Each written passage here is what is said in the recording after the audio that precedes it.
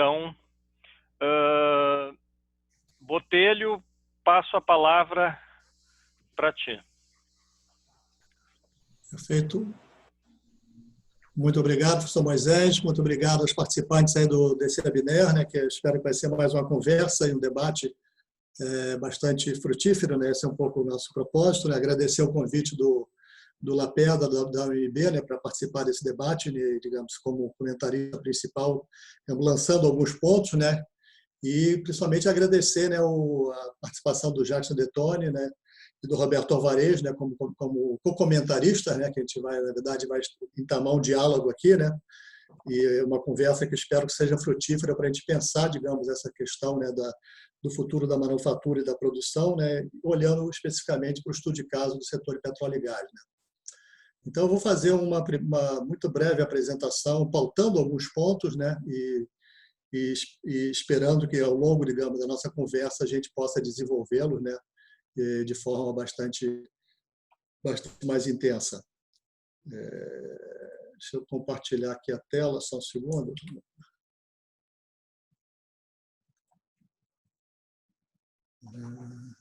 Eu vou tentando compartilhar a tela.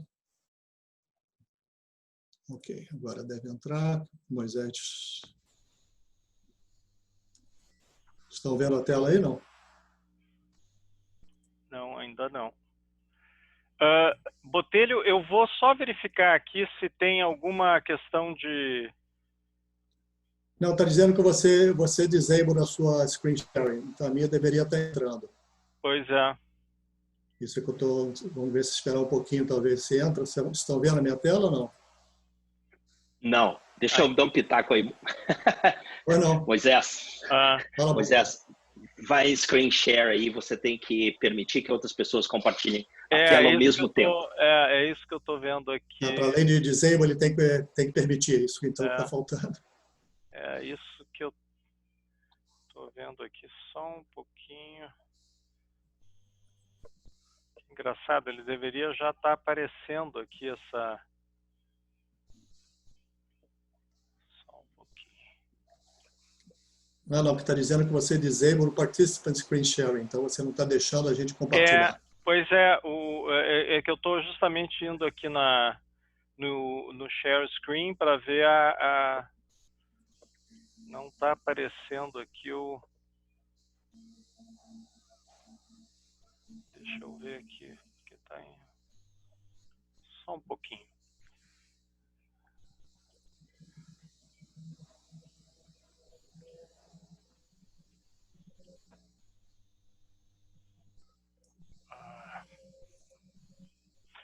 Não tem como Botelho me enviar. Eu não sei por que eu fiz isso já há pouco tempo, né? Mas eu não estou encontrando aqui essa opção. Eu não sei por que porque o que eu te pergunto é o seguinte: se você pode me enviar pelo WhatsApp mesmo? Estou fazendo isso agora. Tá, perfeito. E aí eu compartilho aqui. Tá. Desculpe aí a...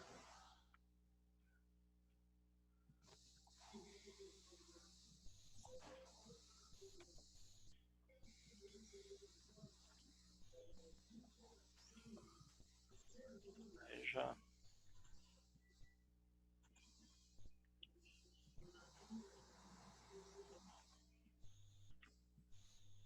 Tá, ótimo. Mas já te mandei, então já você avisa quando você tiver recebido e conseguir abrir.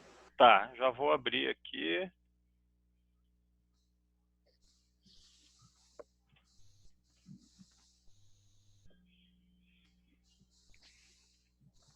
Só um pouquinho.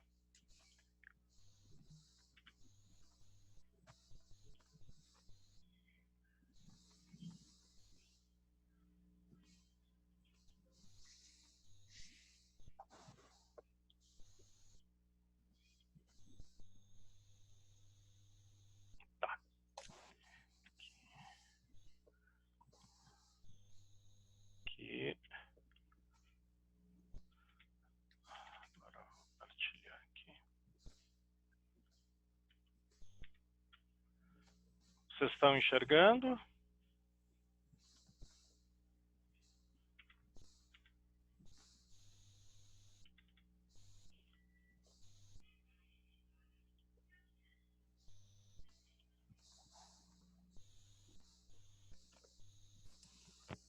Estão enxergando? Agora, tá.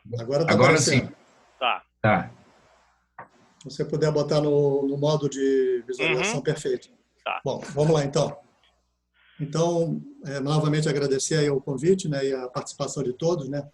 Eu vou tentar fazer basicamente aqui alguns apontamentos, né, trazer algumas notícias, algumas informações e fazer comentários em cima, de forma a construir, digamos, um argumento, né, para esse tema, especificamente em relação à indústria de petróleo e gás, e focando, logicamente, no caso brasileiro, mas numa perspectiva internacional. Moisés, pode passar o próximo? Isso é só para mostrar, então, não preciso... A maioria das pessoas aqui já sabe, né? Quer dizer, o aumento a queda dos preços dos petróleos, né? Do petróleo, né? Em função da Covid, mas já havia de uma crise anterior.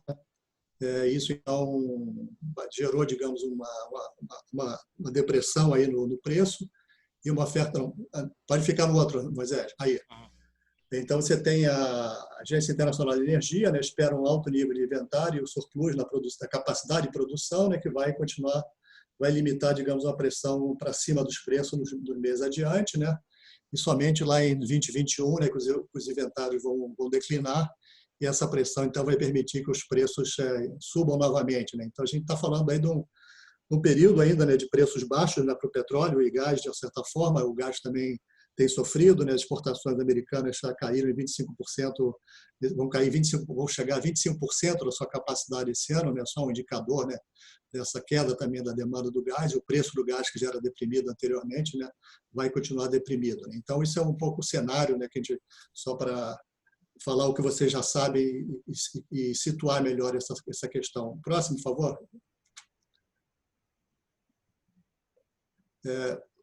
Então, focalizando, né, no caso da Noruega, né, que é um país que é altamente dependente, digamos, da exportação e da economia de petróleo, então acho que serve como referencial para o Brasil, até pelo relacionamento que o Brasil e a Noruega têm nessa área de petróleo, e também pelo fato de eu estar participando de um projeto com colegas noruegueses, então tem tido muita discussão sobre isso, né? E talvez é o país onde se pensa uma política industrial, né? Foi um modelo para a nossa política industrial de conteúdo local e para pensar, digamos, uma política industrial para o setor de petróleo e gás. E, logicamente, a Noruega é um dos países mais afetados, né, na medida que a indústria norueguesa não só é afetada não só pela exportação, a economia norueguesa é afetada não só pela exportação de petróleo, né, que caiu, mas também porque a Noruega, principal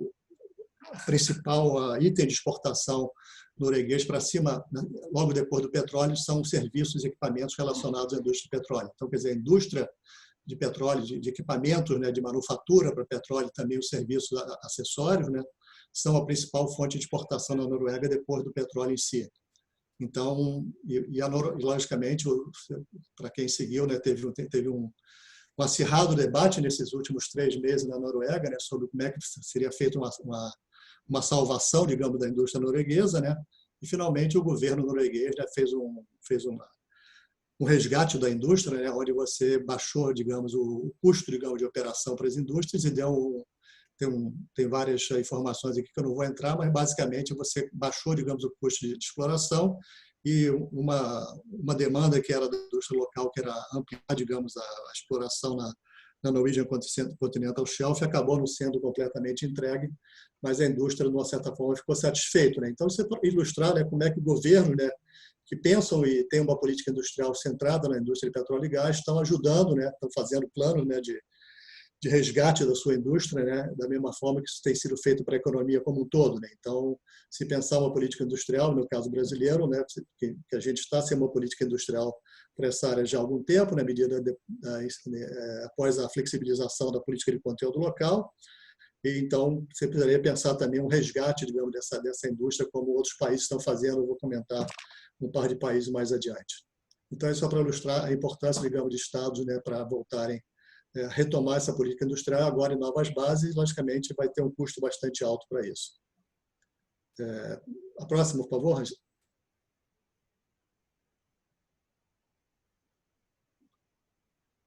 Então, quer dizer, sintetizando isso, né, uma matéria da Upstream, né, quer dizer, então diferentes estados têm resgatado suas indústrias, as principais companhias de petróleo, né, vão postar prejuízos ou vão postar, digamos, impairments, digamos, no seu balance sheet, né, da ordem de 22 a 18 bilhões, né, como a Shell e a BP, mas também a Equinor e todos os majors, né, vão sofrer prejuízos fortíssimos nesse período, né, e algumas outras empresas mais europeias, né, como a Eni e a Total da França, né, têm anunciado planos bastante sérios de transição para o mundo de baixo carbono, né? Então, essa é uma estratégia disponível, né, para essas empresas. Então, você tem uma certa divisão, né? Quer dizer, as empresas norte-americanas como a ExxonMobil e outros, né, não têm, digamos, adotado uma posição tão forte em relação a uma estratégia mais firme em relação à transição para o mundo de baixo carbono, enquanto que as empresas europeias têm adotado isso mais fortemente, têm sido, logicamente, né, apoiadas, digamos, pelo fato que a União Europeia, né, acabou de lançar um plano, digamos, de transição para uma economia de baixo carbono, inclusive privilegiando um tipo, né, de hidrogênio, né, para 2030, um hidrogênio derivado do gás, né? Então, apostando ainda no gás, mas já fazendo essa transição de forma mais estratégica e mais contundente, né? Então, isso é um pouco que você tem de estratégias que estão surgindo de diferentes a nível agora de empresa, né, para além de países que também têm apoiado a estratégia dessas empresas e, logicamente, no caso da Europa, da União Europeia. Próximo slide, por favor, Moisés. Aqui só para ilustrar alguns pontos, né, alguns números, né, a gente não vai ter tempo, a gente não vai olhar todos esses números, né, isso aqui são dados da consultoria norueguesa Rystad, mas então só para ilustrar, digamos, o tamanho da queda, em 2020, né, vai ter uma queda de investimento global de ser quase 30%, né, uma redução de 155 bilhões comparada a 2019, né, que é principalmente empurrada pelo baixo preço do petróleo, né. O investimento em 2020 vai ser o mais baixo de atividade desde 2004, né? Então é um baque ainda maior do que a crise que você teve em 2012, a crise posterior a 2008, né? Então isso vai ter atingido a indústria de forma genérica, né, em todos os segmentos, né? Então a Rystad, né, espera esse baixo preço do petróleo vai, digamos, diminuir no médio prazo, né, as decisões de investimento, né, de investimentos em campo de petróleo, em desenvolvimento de campo de petróleo e reduzir, digamos, a capacidade dos investimentos a médio prazo, né? Pode ser o próximo, Moisés? Aqui a gente vê, digamos, os compromissos, né, que diferentes projetos tiveram ao longo dos anos, né? Então é importante aqui a gente olhar, né, o tamanho ainda dessa indústria, que é um tamanho que ainda cresce, né? Quer dizer, apesar de em 2017 ela tinha compromissos de investimento de 102 bilhões, a previsão, apesar, digamos, da crise do Covid, apesar da aceleração da transição para uma economia verde, uma economia de baixo carbono, né, essa indústria ainda vai dobrar de tamanho, né, em termos de gasto, né, para quase 250 bilhões em 2025, né, está falando aqui há praticamente 5 anos, 4 anos e meio, né. E é interessante, como eu marquei aqui no gráfico, né, se vocês olharem a América do Sul, né, principalmente o Brasil, mas também hoje em dia você tem campos na Guiana, né, que tem se tornado importante, né, e a África, né, que dizemos que é outra fronteira do pré-sal, do outro lado, né, do continente do Gondwana, né, que vão, digamos, ter um papel importante no futuro, né, já em 2022, né, a América do Sul vai ser talvez um dos principais países da retomada, logicamente junto com o Oriente Médio, né, onde grande parte é um petróleo onshore, ainda que tem iniciativas offshore, mas a América do Sul e a África em conjunto vão ter um papel importante, digamos, nos compromissos futuros, na retomada dessa indústria no futuro. Próximo slide, por favor.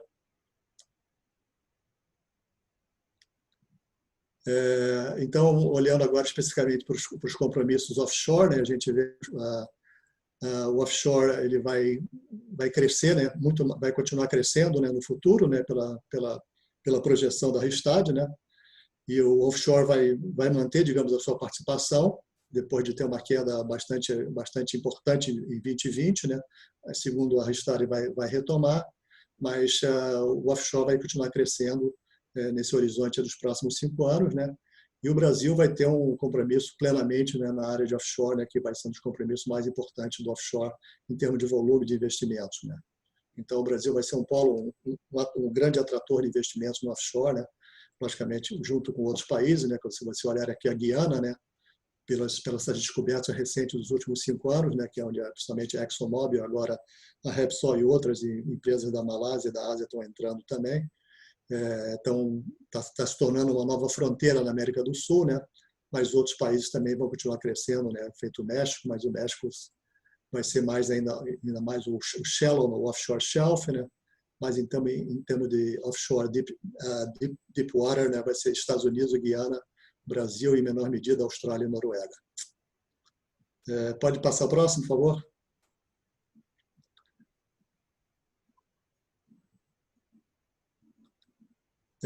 Então, olhando para uma visão, digamos, panorâmica, digamos, das projeções, né, de compras de serviços, né, de petróleo, né, por segmento, por geografia, né, a gente vê, quer dizer, que na América do Sul, né, então, aí, América do Sul, a gente está falando principalmente Brasil e uma parcela pequena, porém ascendente da Guiana, né, vocês vão ver que a parte de offshore facility leasing, offshore vessels, né, ou seja, toda a parte de barcos de apoio, mas no sentido não de principalmente manutenção, mas principalmente de operação. Aqui a gente está falando principalmente de FPSOs, né?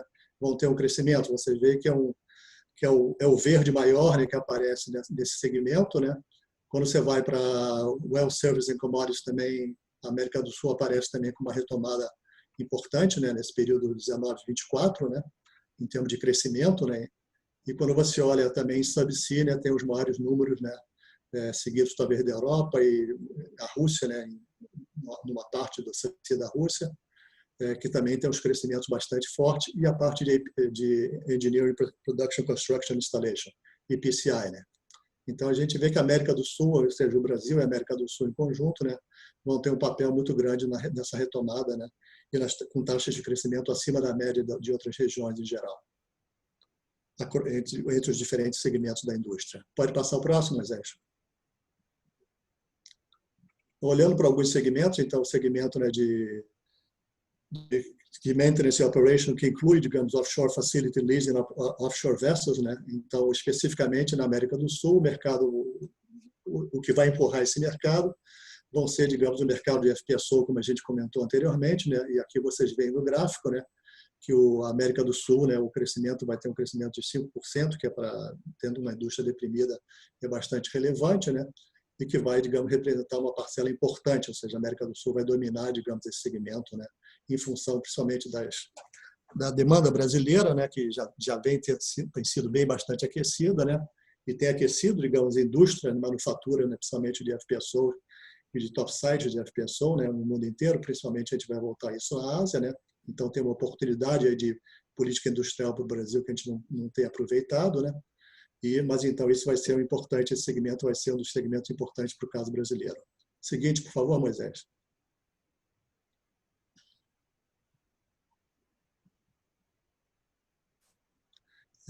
No caso de Subsea Equipment, então, que é um outro segmento que vai representar cerca de 24 bilhões, né, nesse período, em 2020, mas vai ter um crescimento importante.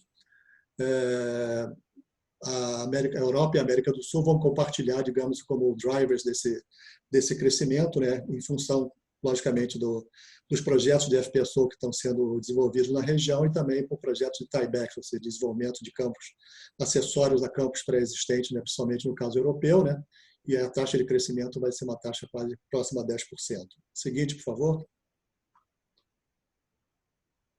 O último segmento, né, que vai ter um crescimento bastante, nesse caso pequeno, no caso zero, no caso geral, né, mas é um mercado bastante grande, né, de 81 bilhões, né, em 2020, então mesmo que ele vai se manter, né, como um mercado importante, né.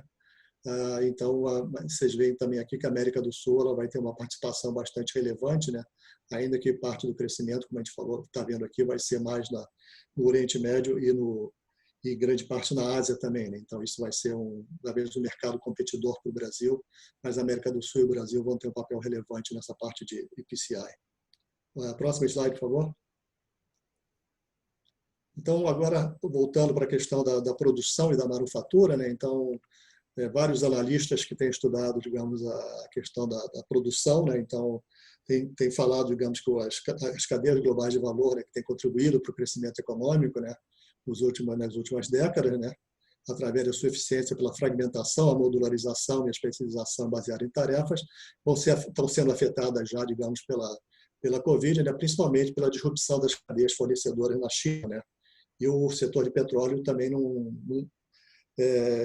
não deixa, digamos, de ser afetado também pelas cadeias produtivas chinesas, né? Principalmente quando você vai falar de navios de FPSO, né? Onde hoje em dia grande parte, né, da produção desses navios hoje em dia é feita na China, ainda que os operadores desses navios, os contratados desses navios, são empresas japonesas, norueguesas e holandesas, né?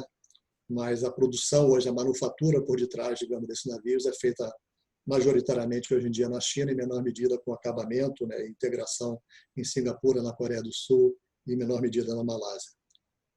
Então, essas cadeias, né, de produção asiática, né, que estão sendo afetadas, principalmente da China, mas também de países satélites da região, vão afetar, digamos, o processo de manufatura e talvez criar justamente oportunidades para outros países entrarem nessas cadeias. O próximo slide, por favor. Então, uma possibilidade que tem sido explorada por estados e nações, né, a diversificação das cadeias globais de valor, né? Ou seja, você diminuir, digamos, o tamanho das redes, né, reduzindo o número de elos da cadeia, redesenho de produtos ou fazendo componente menos específico, ou seja, usar componente mais padronização, né? Isso já era uma tendência na indústria de petróleo e gás em função da crise de 2012, então um caminho, digamos, para a padronização, né? Então, só para dar um exemplo, no caso de FPSO, né, dois dos principais fabricantes, né, de FPSO, deixa lá, Moisés, dois dos principais fabricantes de FPSO, não, o seguinte, Moisés. Não, para trás, perdão. Mais um. Aí, deixa aí. Então, dois dos principais fabricantes, esse aqui. Dois dos principais fabricantes de FPSO, né, hoje em dia já tem modelos padronizados, né, de FPSO, né, no sentido de você baixar custos e fazer entregas mais rápidas, porque hoje em dia a demanda das grandes empresas, né, de petróleo, justamente a rapidez tem sido fundamental, né? Então, essa quebra, digamos, das cadeias globais de valor vai embaralhar um pouco, digamos, esse processo, né? Pode ser o seguinte, por favor? Então, só por exemplo, né, então, o governo japonês, só para ilustrar, digamos, o governo japonês, né, introduziu então, um programa de subsídio, né, para trazer de volta, digamos, a parte das suas cadeias para o Japão e, ao mesmo tempo, ajudar, digamos, as empresas que já têm parte da sua cadeia em países terceiros, além da China, né, de relocarem suas bases, né, em outros países da ASEAN, né? Então, o Japão tem uma rede de produção, principalmente em segmentos mais de eletrônica, de consumo e outros de testes, etc., em outros países como a Tailândia, principalmente, é uma base de produção importante do Japão, mas também Indonésia e Filipinas, mas agora é um pensamento, né, de talvez tirar uma parte da base que estava na China e empurrar agora para esses países. Então, essa é uma tendência que vai, de uma certa forma, reconfigurar, digamos, essa crescente, né, rede de produção que asiática, né, que está começando a crescer, digamos, na indústria de petróleo e gás, né? Isso, inclusive, a indústria norueguesa, hoje em dia, tem uma grande parceira, né, nas redes produtivas, né, da Ásia, então isso é parte, inclusive, do objeto da pesquisa que a gente está conduzindo com os colegas noruegueses. Então, isso é uma tendência que você vê, digamos, acontecendo, que vai, talvez, criar novas oportunidades e vai demandar, digamos, um maior entendimento, digamos, dos formuladores de política industrial para essa área, né, entender como é que essa reconfiguração das cadeias de produção e de manufatura para a indústria de petróleo e gás, como é que elas vão ocorrer e quais são as novas oportunidades, quais são as novas dificuldades e barreiras. Próximo, por favor. Então, só falando de barreiras e obstáculos, como comentei, né, os chineses, né, têm entrado fortemente nesse mercado, né? Então, essa notícia simplesmente fala isso, que os principais, né, estaleiros chineses, né, têm pouco a pouco dominado, digamos, a construção de FPSOs, e pouco a pouco eles estão começando também a entrar não só na construção, antes era a construção de cascos, né, tirando, digamos, o mercado, digamos, dos estaleiros coreanos e principalmente de Singapura, mas agora eles também estão entrando na parte de produção de topsiders, né, de equipamentos, digamos, para esses FPSOs e também na parte de integração, né? Então, logicamente, isso com grande apoio do governo chinês. O governo chinês, nos últimos anos, tem promovido uma série de mergers and acquisitions no setor, no sentido de fazer que os estaleiros fiquem mais eficientes, né, e com maiores capacidade de entrega, né? Ou seja, então tem ocorrido essa intervenção do governo chinês, que já vem de uma política estatal que vem de longa data, não só de racionalizar a indústria de construção naval, mas também de racionalizar e de fazer um upgrade toda a sua indústria de equipamentos marítimos, né, relacionados à indústria de petróleo e gás e outros segmentos marítimos. Então, quer dizer, pensando, digamos, nesse segmento, né, como um possível objeto de política industrial, tem que levar em conta, digamos, essa nova pressão competitiva, né, e crescente, né, da China nesse segmento no mercado de óleo e gás. Próximo, por favor.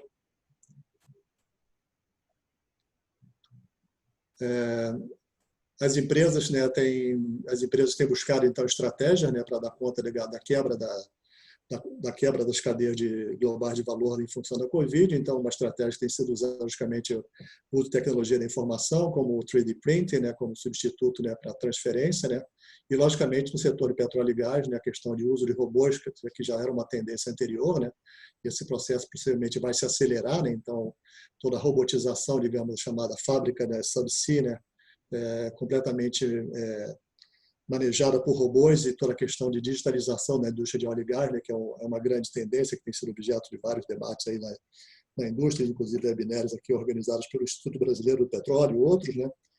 Essa tendência vai se acelerar e, digamos, então, a mobilização, digamos, da mão de obra, digamos, no setor de petróleo e gás vai cair, digamos, toda a parte de serviço vai cair, mas a tecnificação, a tecnologia vai cada vez jogar um papel maior, né, logicamente, permitindo também uma reestruturação, né, quer dizer, empresas que vão agora oferecer serviços digitais, monitoramento digitais, né, operadores, né, de FPSOs hoje em dia já tem, digamos, casos, né, de FPSOs que são operados quase completamente, né, de forma remota, né, então sem ter necessidade de ter nenhuma mão de obra, digamos, instalada. Então isso vai também dar um baque, digamos, na estrutura de mão de obra de serviços da indústria de petróleo. Então a tecnificação dessa indústria e a digitalização principalmente, então digital twinning é uma palavra da moda na indústria e vai continuar se tornando uma palavra da moda e vai se tornar cada vez mais prevalecente.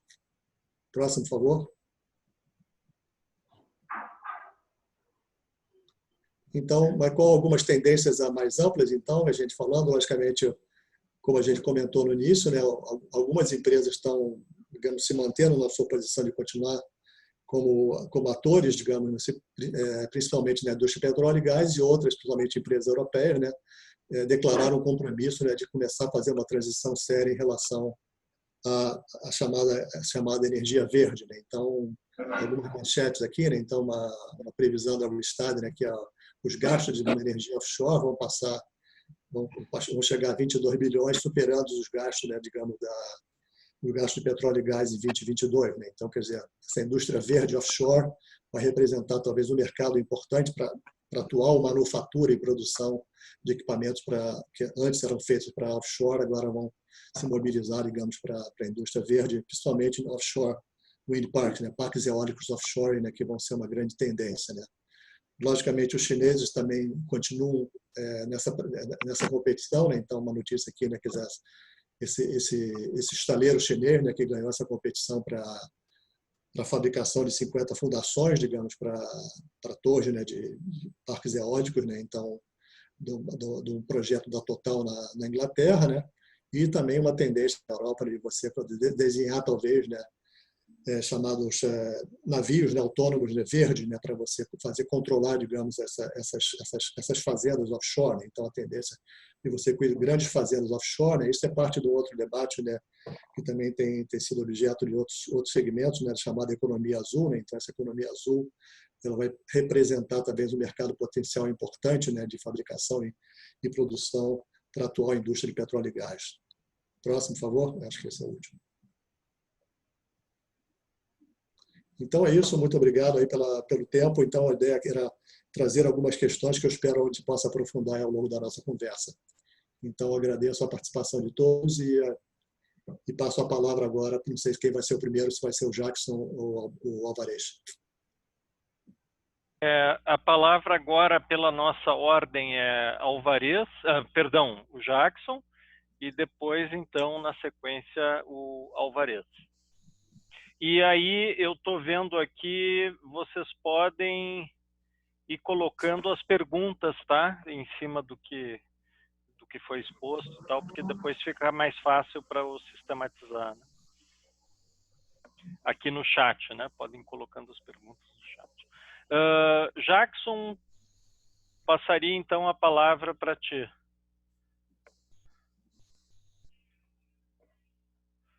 Jackson? Oi, estava ativando o áudio, desculpe, Moisés. Tá, é contigo. Boa noite a todos, obrigado pelo convite, Moisés, professor Botelho, Alvarez. Esse debate é sempre importante, né? Pertinente. A gente faz isso no meio de uma crise, né? E alguém já falou que a crise não cria problemas estruturais que a gente já não conheça, né? Ela apenas potencializa e torna os já conhecidos problemas da economia brasileira, da trajetória de desenvolvimento mais agudos, né?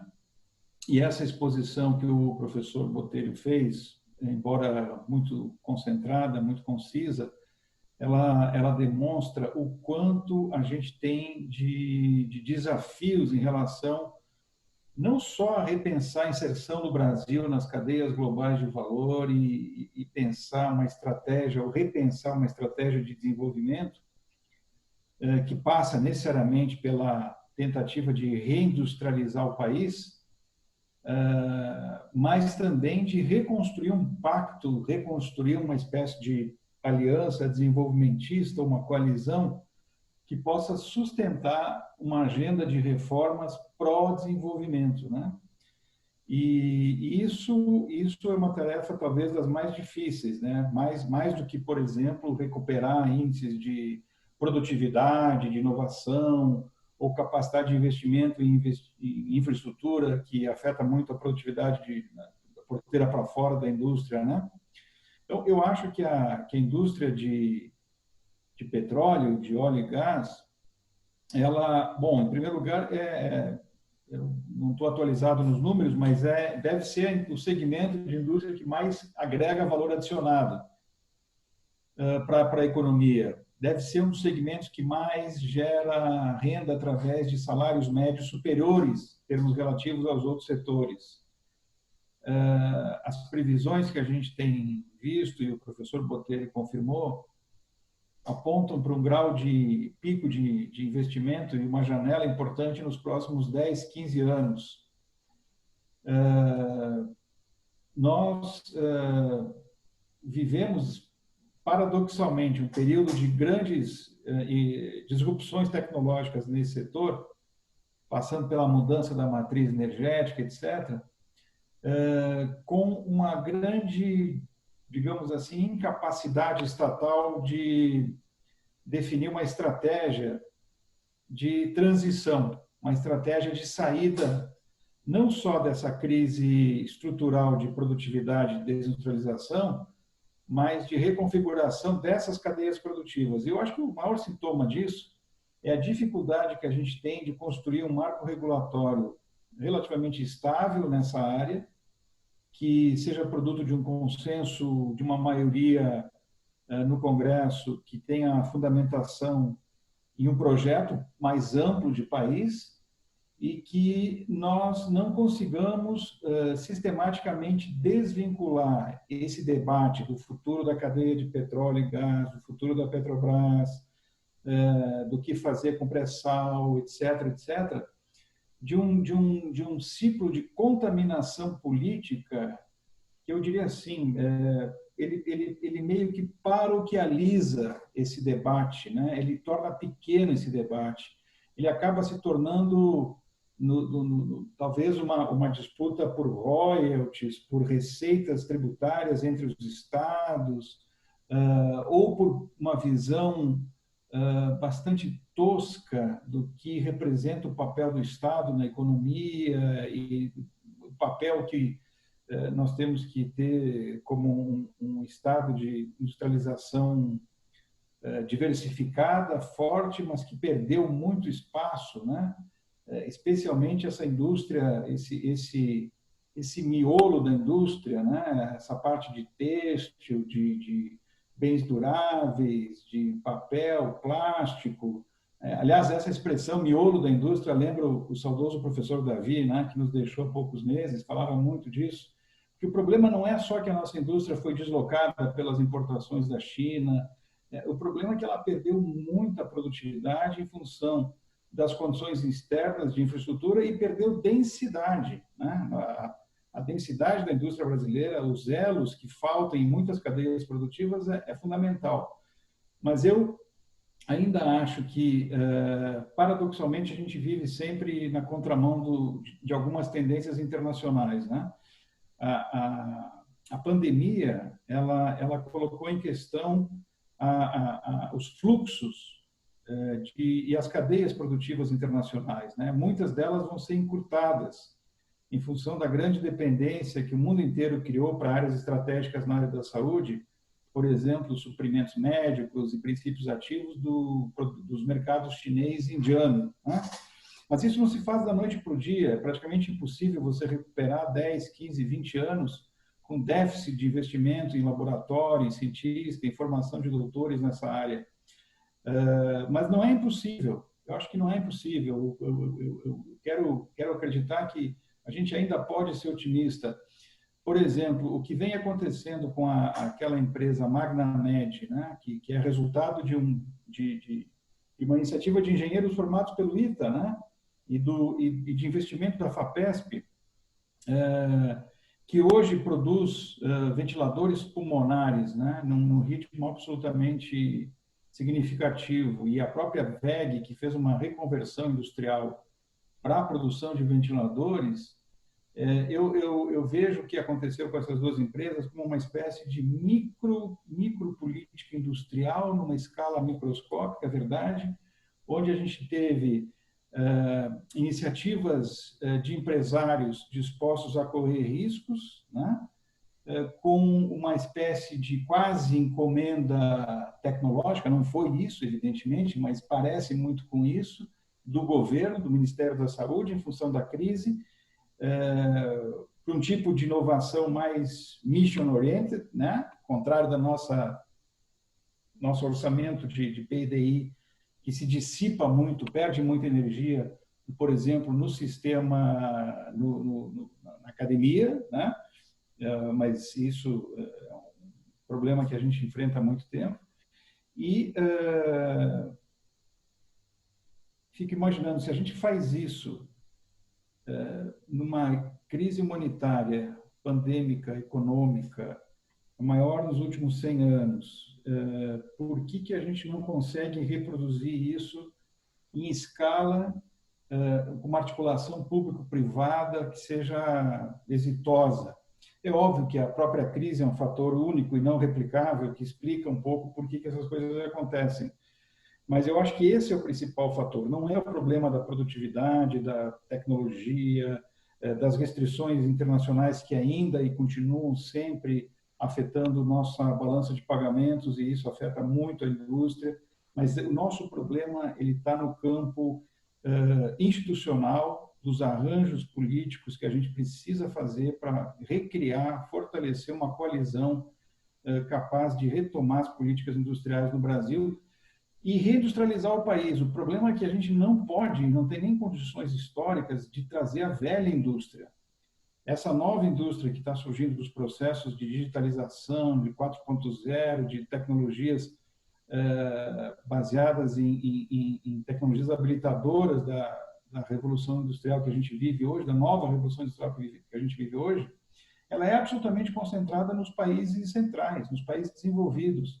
Então, a gente precisa saber encontrar quais são as janelas que ainda estão abertas do ponto de vista de entrada do Brasil nessa nova configuração internacional, lutar contra tarefas de construção nacional que foram abandonadas ou não resolvidas nos últimos 100 anos, quer dizer, tem uma agenda do século XVIII ou XIX junto com uma agenda do século XXI, e as duas se misturam e se combinam, por isso que o arranjo político é extremamente complexo e vulnerável, né?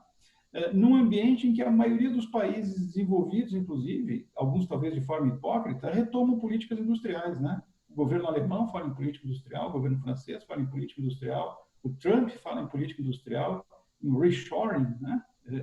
Retornar investimentos que saíram dos Estados nacionais. E paradoxalmente, nós hoje no Brasil não falamos mais disso. Isso saiu da agenda. Está voltando agora, por conta da pandemia, para o complexo industrial da saúde, né? Mas eu acho que, além da saúde, a cadeia de petróleo e gás, ela é, pelo seu peso, pela sua capacidade de gerar renda, de gerar pesquisa, de multiplicar empresas a montante, a jusante, pelo tamanho dela, é uma cadeia fundamental. E eu vejo com muita preocupação, e para concluir os meus 10 minutos, Moisés, eu faria uma única pergunta desse ponto de vista meu, que mistura um pouco a avaliação política com a avaliação econômica, para o professor Botelho. Qual é a visão dele sobre o futuro da Petrobras nessa conjuntura toda, né? O que o país deve fazer com a Petrobras?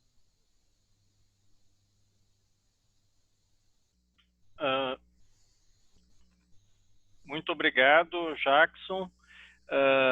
Então, eu acho que dentro daquele modelo, né, estou vendo aqui que no chat já teve uma pergunta do Luiz Carlos, meu colega da universidade, está em Portugal. Bom, mantendo aquela dinâmica, então eu passaria para o Alvarez e depois esse espaço, né, para o Botelho fazer a réplica, né, dos comentários e das perguntas. Alvarez. Boa noite a todos. Eu vou compartilhar com vocês uma pergunta e uma resposta. A pergunta é a seguinte: o que nos fez uma potência mundial em petroquímica? E a resposta, dada pela mesma pessoa que fez essa pergunta, que não fui eu, é que foi a criação dos cursos, dos programas de engenharia química nas universidades. Quem fez essa pergunta foi o Paul Romer, que ganhou o Prêmio Nobel de Economia, hoje. E eu vou compartilhar aqui com vocês, deixa eu ver onde ele fez essa pergunta. Foi testemunhando no Congresso americano. Vocês podem assistir o vídeo, as pessoas que estão assistindo. Nós estamos falando aqui de petróleo e gás, e o tema do encontro no Congresso era Fueling American Innovation and Recovery. Né? Como botar energia, botar combustível na inovação e na recuperação econômica dos Estados Unidos. Eu vou voltar a esse ponto. E eu iniciei meio como um pouco uma provocação para que nós possamos, em conjunto, pensar e comentar a respeito disso. Eu acho que talvez muitos de nós conheçamos a Arthur D. Little, né? Empresa de consultoria, mas o Arthur D. Little era um engenheiro químico, foi a primeira pessoa que lançou o conceito do que é uma planta integrada química, né? Lançou esse conceito no mundo. Né? E essa discussão que teve hoje no Congresso, se vocês olharem lá na 1h e 23 minutos, 1h e 24 minutos, quando tem essa fala do Paul Romer. Né?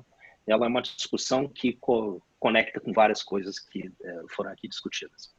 Eu sou Roberto Alvarez, eu sou diretor executivo de uma organização, uma non-profit, uma organização sem fins lucrativos, baseada nos Estados Unidos. Ela se chama Federação Global dos Conselhos de Competitividade. Como vocês podem perceber, esta hora da noite, essa não é uma organização de marketing, é um nome complexo, que várias partes, até explicar cada coisa e conectar, leva um tempo. Mas é um grupo multi-stakeholder que envolve empresas, universidades, agências de governo, especialmente agências de inovação e agências de investimentos de vários países, e organizações privadas, como conselhos de desenvolvimento econômico, conselhos de competitividade, câmaras e federações de indústrias. Este tipo de conversa que nós estamos tendo aqui, ela tem se repetido ao redor do mundo. Né? Nós temos aí uma presença em 30 países hoje, combinando os nossos membros e o nosso grupo de fellows na GFCC. Moisés, muito obrigado pelo convite. É ótimo estar aqui com vocês, ótimo rever o Jackson e o Botelho, a quem eu não vejo há mais tempo ainda. Eu tenho uma boa pergunta super provocativa para o Botelho quando terminar aqui os meus comentários. E ótimo encontrar outras pessoas que eu conheço e que eu vejo aqui na lista de participantes. A professora Lia Hasenclever foi da minha banca de doutorado um bom tempo atrás. Então, ótimo estar com todos vocês. Eu queria comentar 3 coisas, né, a partir do que o Botelho falou. A primeira questão é que nós temos experiências e boas experiências no Brasil. Eu não sou um especialista na cadeia de óleo e gás ou na indústria de óleo e gás. Fiz algumas coisas que tangenciaram a indústria quando morava no Rio de Janeiro há 15 anos atrás, né? Ou mais.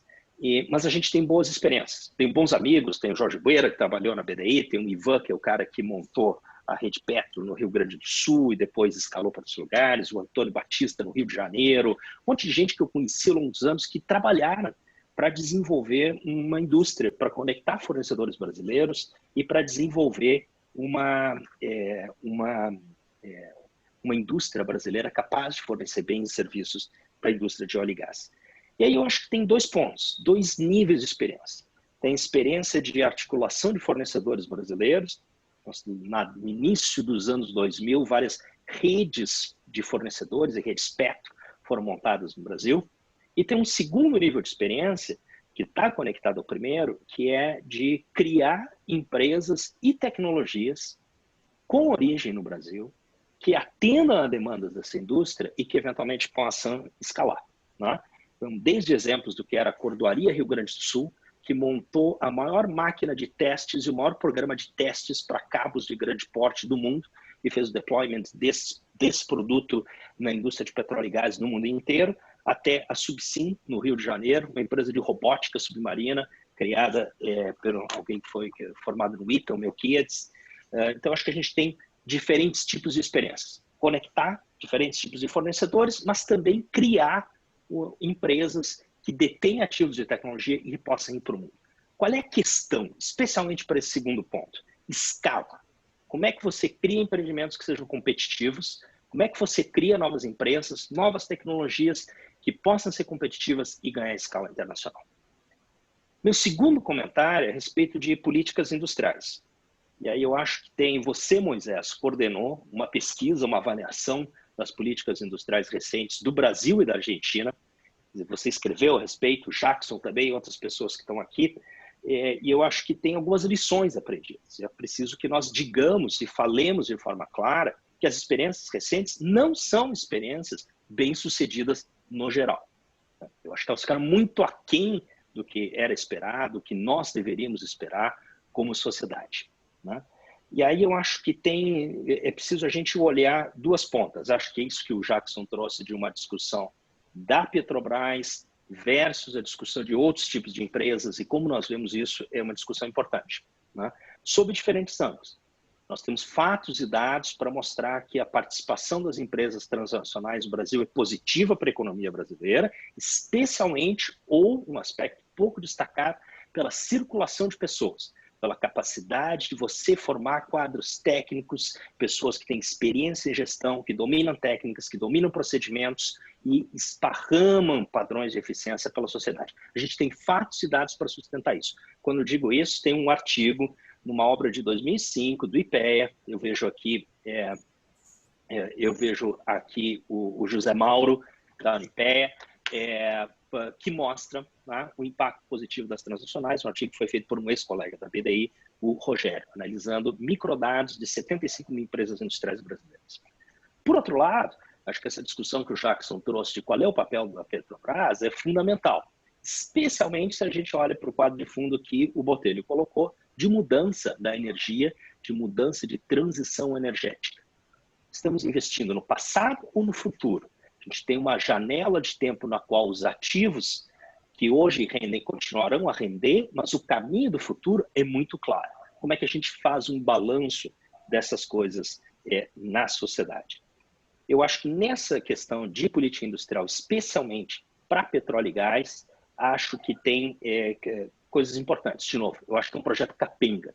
As experiências de política industrial recentes, elas são capengas e, em muitos casos, elas são contaminadas por falsos debates, falsas polêmicas, né? Todos os países do mundo, hoje, especialmente nesta crise, olham para sua capacidade de manufatura e sua capacidade industrial.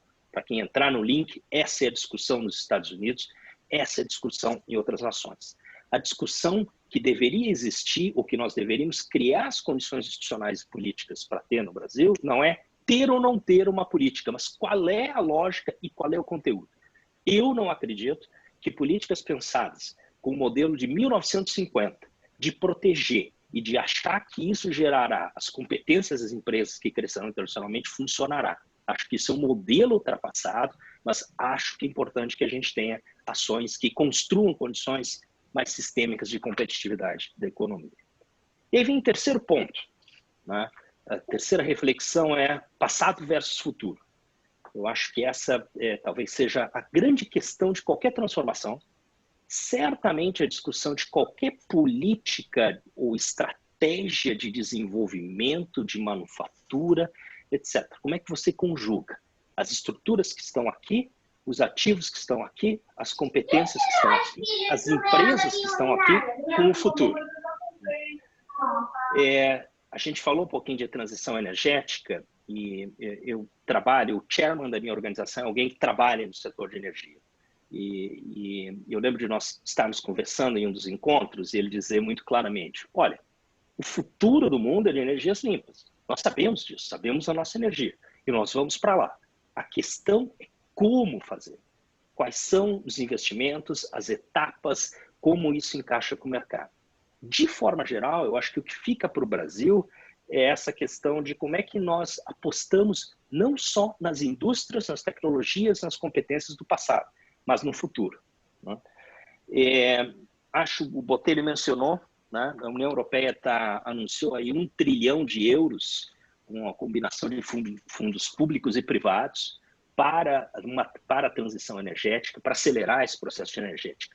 Como nós nos posicionamos? Para, ao mesmo tempo, reconhecendo a importância da indústria de energia. Nós não estaremos aqui se não tivesse energia. Nós não teríamos o computador, o laptop, o iPad que está com cada um de nós nesse momento se não fosse a petroquímica. Mas como nós fazemos, ao mesmo tempo que nós reconhecemos a importância econômica, a importância dos investimentos, essa capacidade de transformação da economia, nós construímos economia do futuro. Acho que não tem resposta fácil, né? E acho que tem o caminho para isso, é fundamentalmente o caminho da inovação. Eu acho, tenho trabalhado algum tempo com esse tema, acho que as questões elas são muito menos localizadas e muito mais sistêmicas e institucionais, relacionadas à estrutura institucional, ao modelo de negócios, ao modelo que separa a gestão pública da privada e vários outros aspectos que não são debatidos no geral na sociedade de hoje. Acho que o Jackson foi muito feliz em pontuar algumas dessas questões relacionadas às mudanças institucionais que nós precisamos, né? Nessa linha, eu acho que eu vou fechar deixando três ideias aqui. A primeira é como que nós podemos expandir esta conversa. Talvez fosse legal que as pessoas compartilhassem aqui de onde você está participando deste evento, o que você faz? Você é um professor, você é um pesquisador? Por que a gente tem alguém da indústria aqui? Como que a gente constrói essa ponte da conversa? Essa é a primeira ideia que eu queria deixar com vocês. A segunda questão que eu queria deixar com vocês, na verdade, é uma questão. E é uma questão para você, Botelho. Porque eu acho que você, além de ter uma trajetória fantástica de pesquisador e professor, você tem conectado com o futuro da economia. Você é alguém que investe e tem catalisado investimentos em empresas com ativos de conhecimento, com base tecnológica, no Gather Angels e em outros espaços. O que você tem no seu portfólio? O que você vê nessas empresas que você trabalha que estão de alguma forma conectadas à indústria de petróleo e gás e à energia? E para fechar, Jackson, você falou em identificar as janelas abertas. A minha está aberta aqui, mas entrou um monte de mosquito. Eu não sei se é muito promissor. Paro por aqui. Obrigado, Moisés. Obrigado, Botelho. Jackson, a gente continua a conversa. Obrigado, muito obrigado, Alvarez. Eu queria, inclusive, se depois vocês, todos os que estão participando, pudessem falar rapidamente, colocar aqui no chat, né, da onde, de qual instituição, ou de empresa, enfim, né, isso seria interessante para a gente ter. E, bom, certamente vamos criar canais, se não pelo Lapeda, mas por outros, para manter esse debate. Passo agora a palavra de volta para o Botelho, para ele fazer a réplica, então, em relação aos comentários e algumas perguntas. Bom, muito obrigado, Moisés. Primeiro quero parabenizar o Moisés pela escolha, né, dos co-comentaristas aqui, o Roberto e o Jackson, né, que como o Moisés pensou bem, né, foram extremamente complementares, expandindo, digamos, os termos aqui da nossa conversa e do nosso debate de forma bastante brilhante, né? E de forma, digamos, de trazer, digamos, novas questões, né, que alimentam, digamos, esse debate. Em relação, pelo que eu entendo, a pergunta do Jackson em relação à Petrobras, antes de falar da Petrobras, eu queria só fazer um par de comentários ligando, né, com a minha apresentação, que, de certa forma, liga com o que o Alvarez também falou em relação à inovação, questão de escala, né? O que eu tentei passar na minha apresentação foi justamente, quer dizer, apontar alguns segmentos, né, onde o Brasil já teria, digamos, uma possibilidade, pelo menos teria um mercado, né, quer dizer, você ter um mercado já é um primeiro passo para se fazer uma política industrial. Então, a gente tem mercados, né, na área de subsea, talvez é o principal mercado nos próximos 5, 10 anos, né? Independentemente, né, quanto vai durar o petróleo, não vamos entrar nesse debate se vai acabar em 20, 50, 60 ou 70, mas como eu mostrei lá, o volume de investimentos ainda vai durar bastante tempo, né, e vai dobrar de 2017 até 2025. Então, ainda vai ter muito dinheiro a ser feito, muita empresa para crescer e muita tecnologia para ser gerada aí, né? Então, em subsea, né, quer dizer, só para reforçar esse ponto, subsea a gente, quer dizer, pela talvez uma consequência inesperada ou não, né, da política de conteúdo local e parte também da própria reestruturação da indústria, né? O Brasil hoje em dia tem uma capacidade de produção, digamos, de equipamentos de subsea bastante alta, né? E com essa reconfiguração da indústria, você vê, digamos, as grandes empresas do setor, né? Logicamente, as grandes empresas do setor, como um dos comentaristas aqui, o Telmo, nosso colega Telmo, já comentou, né? A indústria está ficando cada vez mais fechada, porque você tem uma reverticalização dessa indústria, mas, ao mesmo tempo, eu acho que essa reverticalização não vai durar muito tempo, é uma tendência de crise, é uma resposta de crise das empresas, né? Quando você tem uma crise, você verticaliza, né? Então, você está vendo essa reverticalização, mas essa reverticalização passa também por uma reestruturação, né? Então, se você olhar os dois principais fabricantes de árvores de Natal, né, que têm fábricas no Brasil, estão cada vez trazendo mais capacidade e dando mais competência para o Brasil, para as suas fábricas do Brasil. Até porque que o mercado está aqui, está na África e está no Golfo do México. Então, você está mais próximo, você tem características geológicas específicas, né? E, logicamente, na medida que esses mercados caem na Europa e em outras partes, né, essa demanda estando aqui, a característica desse produto, a tecnologia, né, vai ter que ser cada vez mais adaptada. Então, a gente tem grandes oportunidades aqui, né, de crescer cadeias, né, de fornecedores em torno, digamos, desses grandes produtores, né, que já tem cadeias, mas você não tem políticas, talvez como o Roberto falou, de eu falei não micropolítica industrial, desculpa, o Roberto não, mas o Jackson falou da micropolítica industrial, né? A gente precisa, talvez, de uma mesopolítica industrial, né? Quer dizer, você trabalhar com alguns segmentos, algumas regiões, algum cluster onde estão esses fabricantes, né? Como o Roberto falou, né? Tem esses fabricantes de segundo piso e terceiro piso nas cadeias, né? Tem um impacto na produtividade da indústria como um todo tremenda, né? Porque a indústria de petróleo, apesar, digamos, da queda dos preços, ainda paga, digamos, um cost plus muito mais alto que outros segmentos industriais e tem capacidade para isso, vai continuar tendo, a despeito, né, dos baixos preços do petróleo hoje em dia, né? Então, esse é um lugar que a gente tem capacidade para continuar crescendo e, digamos, aprofundar, né, adensar, como foi falado pelo Jackson, né? Quer dizer, então, e tem que complementar, digamos, como o Roberto também falou, né? Você teve políticas no passado que não foram tão bem sucedidas, né? O que é que a gente aprendeu disso, né? A gente sabe que faltou focalização, a política de conteúdo local não tinha foco, foi muito espalhada, a política para a construção naval também não tinha propósito, no sentido que era uma política de empregos e uma política regional política que não tinha um objetivo industrial, né? Você jamais ia acumular qualquer competência, né, com o número de estaleiros que se propôs criar no Brasil, né? Então, isso hoje em dia já está um pouco pacificado, eu diria, na indústria, né?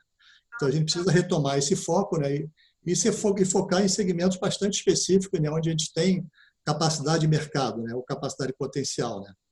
Outro segmento, né, então, está relacionado à questão das janelas. Acho que as janelas elas estão abertas, mas, na verdade, elas têm que ser construídas ao mesmo tempo, né. Você tem que abrir, reconstruir essas janelas, né.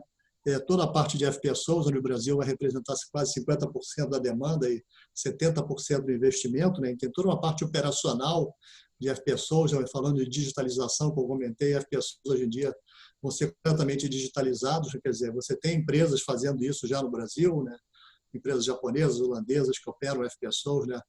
Fazendo bases. Então, que tipo de incentivos a gente pode pensar para trazer essas bases para cá, né? Quer dizer, se você está operando, você vai fazer tudo aqui, né? Logicamente, o problema do digital, que pode ser feito em qualquer lugar. Na verdade, hoje em dia já se fala de competição, né, de parques de operação digital. Né? Onde é que vão estar esses parques de operação digital? Onde é que vão estar os operadores todos de FPSO do mundo? Vão estar aqui no Brasil ou vão estar em Singapura? Singapura já tem projetos para isso, né, de incentivos, né, de espaço, de incentivos fiscais, né, para empresas estabelecerem, digamos, seus pilotos e operadores de FPSO, e alguns FPSOs hoje em dia já são monitorados e operados desde Singapura. Né? Então, quer dizer, isso é uma fronteira de digitalização que a gente tem que fazer uma política específica para isso. Né? Em relação ao papel da Petrobras, né, finalmente respondendo a pergunta do Jacques, a visão da Petrobras, a Petrobras vai continuar tendo um papel fundamental para essa indústria. Né? Eu acho que o fato da Petrobras estar fazendo uma série de investimentos em áreas que, digamos, que não tinham já há muito tempo, não tinham, digamos, um retorno esperado de mercado para ela mesma, né? Vai permitir ela, talvez, abrir a agenda dela, né, e pensar, talvez, de retomar uma focalização no desenvolvimento sério de fornecedores. Né? Infelizmente, a Petrobras nunca fez desenvolvimento de fornecedores. Ela formatava os fornecedores, mas não desenvolvia. Né? Então, há algumas iniciativas de política, o Jackson conhece isso melhor até do que eu, né, em termos de outros segmentos, né, de você, hoje em dia, prover recursos, fazer fomento, né, para as empresas do topo da cadeia, de forma que elas distribuam para o resto da cadeia. A Covid criou novamente mecanismos semelhantes, né? Então, quer dizer, é uma forma moderna de você fazer isso e você adensar e fazer o chamado upgrade da cadeia. Né? Estudos que a gente fez com um colega lá na Noruega no passado mostram, digamos, que existe uma cadeia que se beneficiou, digamos, dessas transnacionais no Brasil. Né? Então, como é que a gente alavanca, como é que a gente incentiva essas transnacionais, digamos, a fazerem o desenvolvimento dessas cadeias? Você precisa de políticas de incentivos nacionais, talvez, né? Mas precisa principalmente de mesopolítica, né? Porque esse upgrade de fornecedores mais precisos são apoio para o crescimento e capacidade, né, que vão ser necessários para atender as demandas dessas multinacionais, né, para aumentar a produtividade, aumentar a sua tecnologia de processo, fazer principalmente inovação de processo. Né. Então, tem que pensar de forma mais meso, mais cluster, seja regional, seja segmentado, mas tem que tomar decisões. Né. Quer dizer, o problema, como o Jackson sempre apontou, não é só problema de coalizões, de pensar política industrial a nível macro, mas é quando você vai pensar a nível de segmento, a nível de regiões, a coalizão contra é muito mais forte em geral, porque tem uma lógica, digamos, da geografia para todos. Né? Então, o problema da seleção e da focalização acho que é um problema tão importante, se não for mais importante, do que o problema de formar coalizões. Ou seja, como é que você dá conta das coalizões contra, digamos, quando você quer fazer seletividade e focalização. Em relação à questão da escala, né, que também levantou, eu queria comentar, quer dizer, pequenas empresas, ligando com a pergunta que ele fez para mim como investidor, né? Eu até hoje, há 5 anos que eu tento investir no setor de energia, petróleo e gás, até hoje eu não consegui como investidor anjo, né? E conversando também com fundos, né, de capital seed, né? Investir em nada em energia, porque você tem, logicamente, todos sabem, né? Você tem um volume de pesquisa e desenvolvimento no Brasil muito grande, né? Quer dizer, os programas de P&D, né, da ANP, e logicamente da Petrobras também, no próprio fundo da Petrobras, né? Mas você tem um volume de pesquisa, de projetos muito grande, mas você tem muito pouca inovação. Né? O Roberto citou talvez 2, né? Então talvez o desafio é como é que a gente, voltando para o tema da densidade, né? Como é que a gente aumenta essa densidade, né, de inovação. Não só, digamos, empresas novas, que são fundamentais para enfrentar esses novos desafios tecnológicos, principalmente de digitalização, mas empresas estabelecidas, como o Roberto, com grande propriedade, citou essa cordoaria, né, que fez, digamos, usou produtos antigos, trouxe nova tecnologia para oferecer um produto tecnologicamente avançado para o mercado global. Né? Como é que a gente multiplica esses casos? Né? Então, e como é que a gente traz, digamos, os novos casos, né? Então, quando a gente vai falar então de robôs, né? Que essa empresa brasileira de subsea aqui do Rio, né?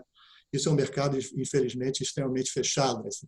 Tem se falado muito, por exemplo, só para citar um exemplo, uma anedota também, né? De uma tecnologia que foi desenvolvida no marco da Embrapi, né? O Starfish, né? Que é um robô. E eu fui correr atrás do que aconteceu com essa tecnologia da Embrapi lá da Bahia, né? Essa tecnologia, no final, ela foi desenvolvida pela British Gas, pela BG, e depois foi comprada pela Shell, que depois cedeu essa tecnologia para a italiana Saipem. E a Saipem, hoje em dia, ela tem um robô, ela já fazia pesquisa nessa área, o primeiro robô baseado, entre outras, né, parte da tecnologia do Starfish aqui do Brasil, está em operação na Noruega. Foi o primeiro contrato da Saipem. Então, quer dizer, essa tecnologia não foi capturada aqui. Uma parte, talvez, eu não sei quais são os termos do contrato, dos royalties da Embrapi, etc., mas, logicamente, também mostrar que uma tecnologia não faz verão, né? Porque, na verdade, a Cyber adicionou novas tecnologias, tem que adicionar padrões, então falta, digamos, uma série de competências chamados ativos complementares de inovação às empresas, né, de base tecnológica brasileira nesse segmento, né, e, logicamente, elas precisam começar a surgir primeiro, né, para que elas sobrevivam. Né. Eu acho que é isso que eu queria comentar, né, e um pouco só enfatizar, então, em relação ao tema da política industrial, que é o objeto aqui do nosso debate, né, que a gente precisa pensar de políticas industriais mais focalizadas, mais seletivas, pensar em segmentos que a gente já tem mercado, né, como fazendo eco aos dois comentaristas também, onde a gente já tem capacidade, né, de recursos humanos, né, então são segmentos onde os recursos humanos já têm experiência internacional, né, então por essa área de subsea, de FSO, a gente começa a ter uma experiência internacional, subsea, olhando lá para o caso que eu conheço bem, que é o caso da empresa norueguesa Aker, né? Grande parte dos gestores da Aker na Noruega hoje em dia são brasileiros, pela experiência que eles adquiriram nesse segmento. Né? Então, você tem capacitação a nível de gestão de inovação nessa área também. Né? A questão é como é que agora você começa a tirar mais empresas, né, que vão surgir nesse segmento e dar um apoio mais focalizado. Né? Quer dizer, então, a gente a Petrobras começou um programa de startups que é muito recente, mas toda essa área ainda é muito jovem, ainda tem um aprendizado muito grande, né? O mercado, digamos, industrial na área de inovação de startups, de empresas de base tecnológica, está muito mais avançado do que o setor de petróleo. E a problemática aí, né, a questão como é que você mantém, digamos, como é que você cresce essas empresas, né? E como é que você cresce valor, na verdade, que essas empresas elas vão eventualmente serem vendidas, como grande parte das empresas que estão sendo criadas também lá fora, na Noruega, na França, nos Estados Unidos, na área de petróleo e gás, estão sendo cada vez mais rapidamente absorvidas. Né? Então, a taxa de aquisições nessa indústria, né, tem crescido muito, logicamente, como foi comentado também por vocês, né, em função da crescente, né, desafios tecnológicos que se apresentam para a indústria. E esses desafios vão crescer e vão se acelerar agora, né, com a maior robotização, a maior digitalização. Então, essa taxa de aquisição de startups vai crescer. Né? A questão é saber se a gente tem alguma startup para vender ou que possa crescer, né, e pelo menos gerar valor para o país. Então, acho que é isso. Eu queria deixar meu recado aqui. Obrigado mais uma vez pelos ótimos comentários. Espero que, como foi falado, que a gente continue a conversa e abrir, então, aí abrir o debate para as questões aí, né? Acho que o Moisés vai fazer uma seleção das perguntas, eu não sei qual o procedimento aí.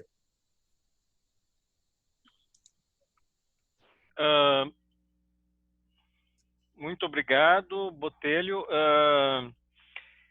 Eu tenho algumas perguntas aqui como não são muitas, né, eu acredito que a gente pode lê-las todas. Uma delas é a mudança na configuração das cadeias globais de valor, né? Se isso uma pergunta de Telmo Ghiorzi. Se isso vai se concentrar em internalizar atividades de menor valor agregado, o lado de baixo da curva sorriso, ou se estamos à beira de uma cadeia global de valor com governança cada vez mais cativa, né? O que pode ser ainda pior para a cadeia produtiva do setor de óleo e gás no Brasil, né? E aí, o que os teus estudos, a tua pesquisa indica nesse sentido? Vou fazer um bloco de 3, pode ser? Tá, sem som, Botelho. Pode ser, não. Tá. Do Telmo já vi aqui. Eu já tinha comentado em parte, posso comentar mais. Pode ser. Depois tem aqui uma pergunta do Franco, colega aqui da UNB, Franco Matos, que é em relação, eles fizeram um estudo prospectivo da cadeia de petróleo e gás, e aí colocou alguns dados, né? Tá aqui no chat, eu não vou ler todos os dados, mas basicamente ele sugere uma reflexão aos expositores em relação à importância da realização de estudos prospectivos no setor de petróleo e gás, né? Até que se utilizou bastante, mas no Brasil temos poucas experiências dessa natureza. E a terceira pergunta, para fechar o bloco de 3, o slide sobre compromissos on e offshore né, prevê um salto para a América Latina de 2021? Essa é uma pergunta do Luiz Carlos de Brito, que está agora em Lisboa, né, também é professor da UNB. Que atividades industriais e serviços técnicos hoje oferecidos no Brasil que poderão ainda ser competitivos com asiáticos, a título de conteúdo local, né, para a retomada da exploração de petróleo e gás. Muito obrigado pelas perguntas. Vamos começar, então, pela pergunta primeiro do Telmo, né? Primeiro, agradecer a participação do Telmo, que é um companheiro grande colaborador das pesquisas, um grande pesquisador também da área, um grande profissional da área, então é um prazer tê-lo aqui, né? E participando desse debate, né? Se eu entendi bem o teor, né? O último da pergunta do Telmo, tem a ver com a questão de se as cadeias globais de valor vão ficar mais fechadas, né? Sim, como eu comentei, você vai ter uma maior, já está ocorrendo uma maior verticalização, né? Isso já predatava, digamos, a crise do Covid, a mesma queda do preço do petróleo mais recente, né? Já a partir de 2008, 2012, né? Você já tinha uma tendência a uma maior verticalização, né? Então, você tem cada vez mais as grandes empresas fornecedoras de serviço, né? Integrando mais serviços, né? E, ao mesmo tempo, você tem uma absorção de diferentes competências, né? Só para dar um exemplo, né? Então, vamos usar o exemplo lá da Aker. A Aker, hoje em dia, ela trabalha muito mais com os estaleiros do grupo da Aker. Antes, elas eram mais autônomas, mais independentes. Mas, se você olhar para a GE, né, que comprou a Baker, então você tem uma tendência à verticalização, mas, ao mesmo tempo, você tem uma desverticalização ocorrendo, né? Então, esse debate de verticalização, integração de cadeias, né, é sempre complicada, porque uma resposta imediata de empresa de qualquer segmento, a empresa de petróleo, setor de petróleo e gás não é um segmento específico, né? Então isso talvez é uma falácia que a gente também tem que corrigir, achar que petróleo e gás é algo diferente de qualquer empresa de manufatura, não é? Na verdade, é um apanhado de indústria de manufatura, né, que constrói equipamentos e presta um serviço, né, para uma indústria específica, mas não é uma indústria específica em si, né? Então, você tem um caso de integração vertical que está ocorrendo, mas você tem caso da Technip FMC, que se juntou e agora está separando outra vez em duas empresas. Tem caso da GE, que comprou a Baker e depois vendeu. Então, você tem uma desverticalização ocorrendo, mas o primeiro momento, qualquer empresa, isso historicamente, você olhando para outras indústrias, né? No primeiro momento de crise, você verticalizar e você crescer parece ser uma solução, mas a solução, na verdade, não é essa, né? Porque depende muito, digamos, das suas capacidades, das suas cadeias internacionais, como é que essas cadeias vão se reconfigurar. Então, nesse momento de incerteza, essa verticalização talvez não seja a melhor solução, porque a verticalização nem sempre, né, você vai conseguir baixar os custos, nem vai conseguir dar conta, digamos, da incerteza que você vai ter na reconfiguração das cadeias, principalmente com a entrada, digamos, dos asiáticos, né, nessas cadeias, né? Você está tendo um deslocamento dessas cadeias produtivas, né, digamos, da Europa, principalmente, para a Ásia, e talvez uma focalização das empresas, normalmente, né, europeias, americanas, né, digamos, num nível tecnológico de adição de valor mais alto, né? E isso cria uma oportunidade, como eu falei, o caso do subsea é um caso desse, quer dizer, a Noruega hoje em dia não tem mais custo para fazer subsea, né? E nem tem mais mercado, porque o mercado hoje em dia está no Brasil, está na África e está no resto da América do Sul. Então, não faz sentido ficar fazendo um produto que é tecnologicamente ainda bastante sofisticado, né?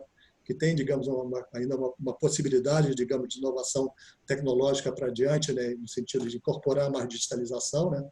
E isso está sendo feito no Brasil, quer dizer, inclusive a parte de controles eletrônicos que antes era importada, agora foi incorporada nas fábricas aqui no Brasil. Quer dizer, então você está fazendo engenharia de controle de automação desses grandes produtos tecnológicos no Brasil. Então, como é que a gente alavanca isso para, digamos, adensar, digamos, essa cadeia e para trazer, digamos, grande produtividade para o nosso segmento? Está me ouvindo, Antônio?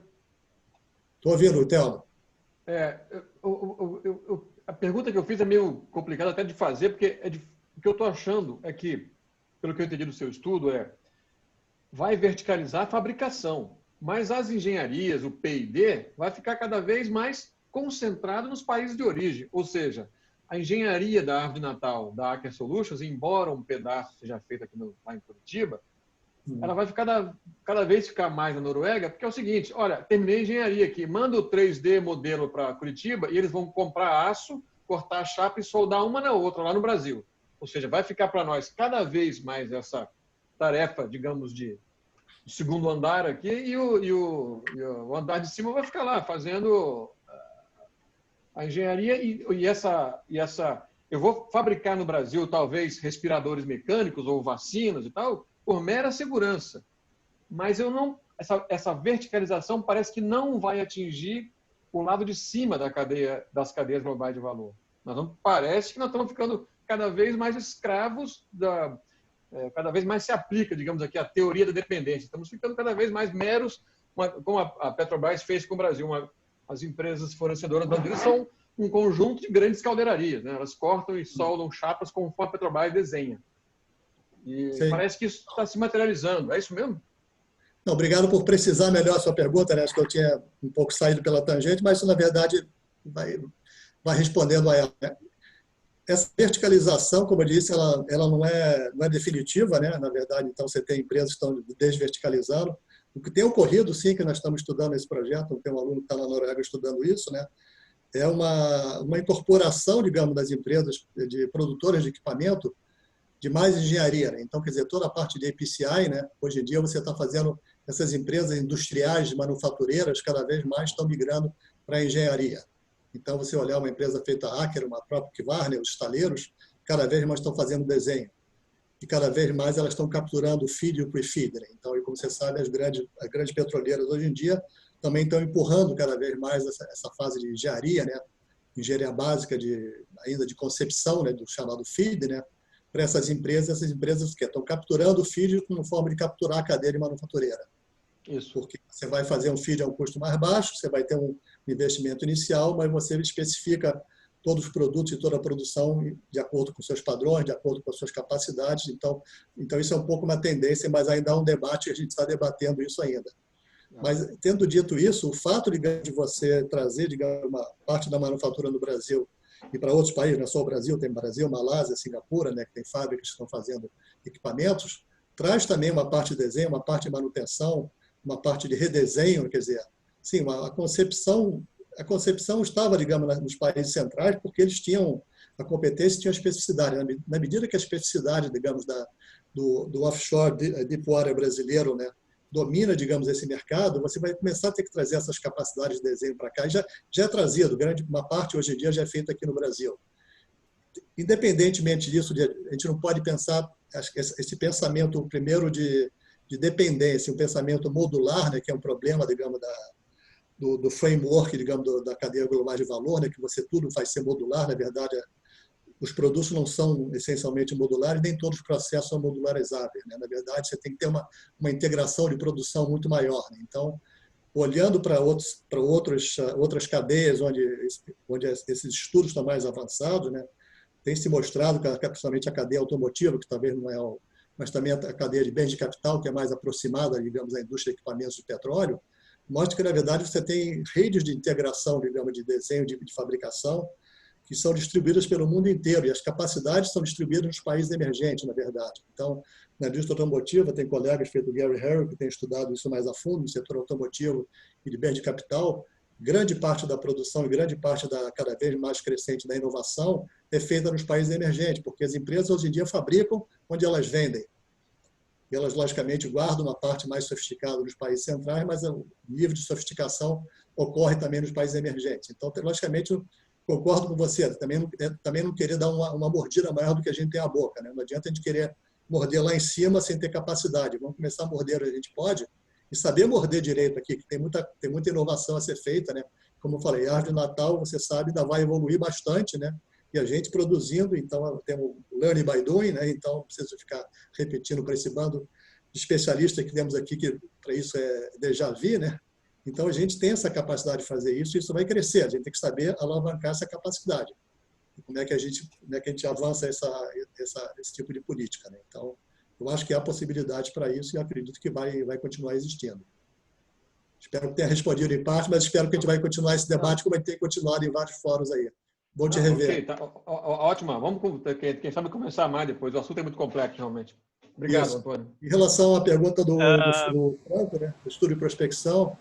Depois eu tenho, só, Antônio, lembrando, eu tenho um bloco de mais 3 perguntas, tá? Mas tá primeiro... Bom, vou tentar ser mais rápido agora. Em relação à prospecção, sim, eu acho que é importante fazer prospecção, né? Então acho que a prospecção foi feita, que ele citou lá em 2009, é de fundamental importância, a gente tem que talvez refazer, digamos, estudo prospectivo, mas o problema é que a prospecção vai ficar cada vez mais complicada pelo aumento tremendo do grau de incerteza nessas indústrias, né?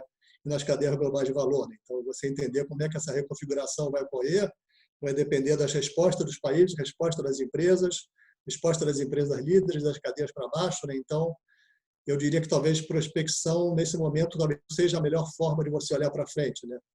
Você fazer, talvez, uma exploração de cenários, não necessariamente de prospecção tecnológica, mas de adoção de tecnologia, de trajetórias, de rotas tecnológicas de adoção vai ser mais relevante, né? Porque, pensando, por exemplo, a digitalização é uma tecnologia que vai começar a permear toda a indústria de petróleo e gás, que era uma das indústrias mais conservadoras nesse sentido, né? A indústria essencialmente mecânica, tinha processos que não eram digitalizados até hoje, toda a parte operacional era muito baixa, né?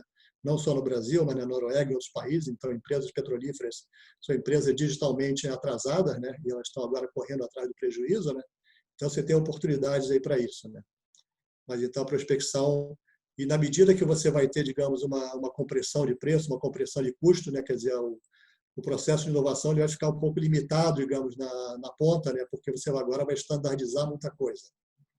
Então, você não vai, talvez, a prospecção tecnológica pura e dura não vai ser tão necessária, mas entender como é que as tecnologias vão ser incorporadas e adaptadas, digamos, nos sistemas já existentes, né? E, por último, desse bloco, a pergunta do Brito, né? Em relação a que tipo de serviços, atividades industriais e serviços técnicos devem ser competitivos. Como eu falei, que os serviços que a gente vai poder ser competitivo vão ser serviços que a gente tem mercado, né? Então, porque a tendência das empresas, né, industriais é justamente você produzir onde você vende, né? Então, a parte de offshore do Brasil é onde você vende, então os asiáticos não vendem, digamos, esses produtos no Brasil, né? Quer dizer, tirando, digamos, a árvore de Natal, mas o contraponto aqui é a questão das FPSO, dos equipamentos de FPSO, né? Que essa cadeia está se mudando toda para a China, né? E se mantendo, digamos, na Coreia do Sul e em Singapura, né? Então, como é que a gente poderia recuperar estaleiros brasileiros? Teria que ser pensado, não se pode repetir o fiasco da Sete Brasil, digamos, a política da forma que ela foi feita. Mas talvez, por que não pensar uma política para topsiders? A gente tem grandes empresas, né, que fabricam grandes turbinas, equipamentos, né, que poderiam, digamos, entrar, digamos, nessa competição de topsiders. Como é que a gente pode pensar isso, talvez com parcerias com fabricantes até chineses, né, quer dizer, porque os chineses também não têm essas tecnologias, os chineses estão aprendendo agora, né, aprendendo fazendo e a partir desses contratos que eles estão ganhando. E, logicamente, talvez o grande problema, por que os chineses têm ganho parte desses contratos, é a questão do financiamento, né? São projetos grandes, né? Onde o financiamento humano, e como vocês sabem, grande parte desse financiamento está atrelado, digamos, à compra, digamos, de equipamentos e materiais, né, do país de origem do financiamento, e a China tem sido um grande financiador, né, de grandes projetos da Petrobras nos últimos 10 anos, né. Eu estou escrevendo um trabalho sobre isso, e já escrevi um trabalho sobre isso, sobre o Japão, né, que financiou grande parte dos barcos da empresa japonesa Modec aqui no Brasil, dos FPSO, né. Ainda que no caso japonês você não teve compra de equipamentos, mas os equipamentos estão sendo feitos em Singapura, em Taiwan, na Malásia, na Singapura e principalmente na China, né? Então, como é que a gente traz isso de volta? É pensar, novamente, temos que olhar quais são os segmentos desse pessoal, talvez a parte de digitalização, onde você tem a parte operacional, né, que a gente vai ter a gente fala que a digitalização você aprende fazendo, né? Então, a gente vai estar operando grandes FPSOs no Brasil, então a gente vai ter um aprendizado digital tremendo que nenhum outro país vai ter. Como é que a gente pode alavancar isso? Isso tem que ser pensado. Mas só uma pergunta, você imagina uma situação de não permanente competição por parte dos brasileiros, né? Quer dizer, é inevitável que a gente seja residual nessa área, né? A gente, diante disso, a associação e a complementação no Brasil de todos os serviços, mas é praticamente uma associação com os orientais, isso é inevitável. A gente não vai ser residual, a gente tem, acho que pode A gente tem que escolher onde é que a gente vai competir com os orientais, entendeu? E tem que começar a colaborar com eles, né? Não tem como escapar disso. Porque eles vão começar, mas na verdade isso eu quero dizer do ponto de vista mais pensando em estratégia empresarial, né? As empresas europeias estão se, como a gente comentou, né, vários comentaram aqui, estão se direcionando para a economia verde. Então estão deixando os espaços que têm valores adicionados interessantes ainda, um pouco de discussão lá com o Telmo, né? Tem espaço de valor adicionado interessante, espaço de inovação interessantes ali que vão continuar pelo menos por 10, 15 anos, tá certo? Não vão ser líderes, né? Então, e os chineses não têm grande parte dessas tecnologias, até porque a indústria de óleo e gás chinesa é maiormente onshore, né? E tem muito parte de offshore, a competência deles é muito baixa. Então, você teria algo a oferecer, digamos, em termos de competência brasileira nessas áreas, para crescerem juntos e entrar nesse mercado e crescer, para eles adicionarem mais valor também. Porque as empresas europeias estão querendo sair disso, porque elas não têm mais custo para isso, não tem mais interesse hoje em dia, seja por pressão dos acionistas, pressão política, no caso da Noruega, e outras, né? Pressão da União Europeia. Então, você está criando um buraco aí.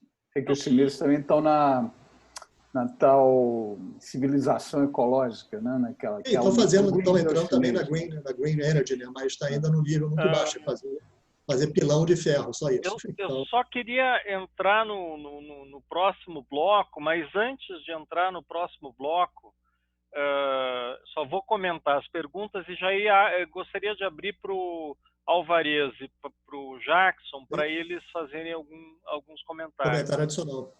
Comentários adicionais. Bom, o terceiro bloco tem uma pergunta aqui do Michael Schaeffer, que é: qual a relevância da construção naval sul-coreana para a retomada do segmento no pós-Covid e no contexto asiático, no cenário pós-Covid e contexto asiático? Um comentário do Victor Venâncio sobre a necessidade de inovação, de mais inovação aberta, e também aqui um comentário do Breno sobre a regra, comentando que o Brasil tem muito mais produção de mestres e doutores que a Noruega na área de óleo e gás, mas perdemos em patentes, né? Então, aí, aquela questão da regra de 1% de PID teve evoluções recentes, abrindo espaço, né, para aplicação em startups. E, por fim, acho que o Luiz aqui já complementou, né, a questão se há espaço no país para estabelecer um Green Deal, né, ou um Green New Deal, talvez, né, que é um debate que está sendo colocado agora em função da transição para outras formas de energia renováveis, né. Bom, então são esses as questões do bloco e aí eu passo a palavra para o Alvarez, que vai ter que sair, e para o Jackson. Eu respondo agora ou passo para o Alvarez? Vai lá. Alvarez, por favor, você que vai ter que sair, então, gostaria de ter seus comentários de volta. Rápido. Eu acho o seguinte, para mim são 3 pontos. Obviamente, a indústria de petróleo e gás tem um fluxo de dinheiro enorme associado a ela. Portanto, há uma enorme oportunidade de gerar emprego e renda e de, a partir disso, transformar a economia. Acho que isso nós todos concordamos de alguma forma. Tá? Mas, também, eu diria que o problema geral da indústria de óleo e gás e das tecnologias associadas dos fornecedores, do impacto na economia brasileira, esse é um subsistema do problema geral do desenvolvimento econômico do Brasil, especialmente da transformação da estrutura econômica. Eu posso dar um exemplo super microeconômico. Se nós olharmos as 10 maiores empresas americanas em 2010, a primeira delas era a ExxonMobil. Hoje ela está lá no número 10. E todas as 5 primeiras são a Amazon, a Google, a Apple, etc. Na China, se nós olhássemos em 2010, as 10 maiores empresas não tinha nenhuma grande empresa digital, hardcore, tecnologia. Hoje tem umas 3. Tem a Tencent, que é dona do WeChat e várias outras coisas. Tem o Alibaba, etc. Se a gente pegar a China, se nós pegarmos, aliás, o investimento que é feito em computação quântica no mundo, o investimento corporativo, não o investimento das startups ou o investimento de pesquisa. Se nós pegarmos o investimento corporativo, 63% dele no mundo é feito por uma única empresa chinesa, a Baidu. Se nós olharmos o Brasil 2010, 2018, é basicamente a mesma coisa. Fibra de celulose, bancos, Petrobras, uma aciaria que caiu, subiu, mas está lá.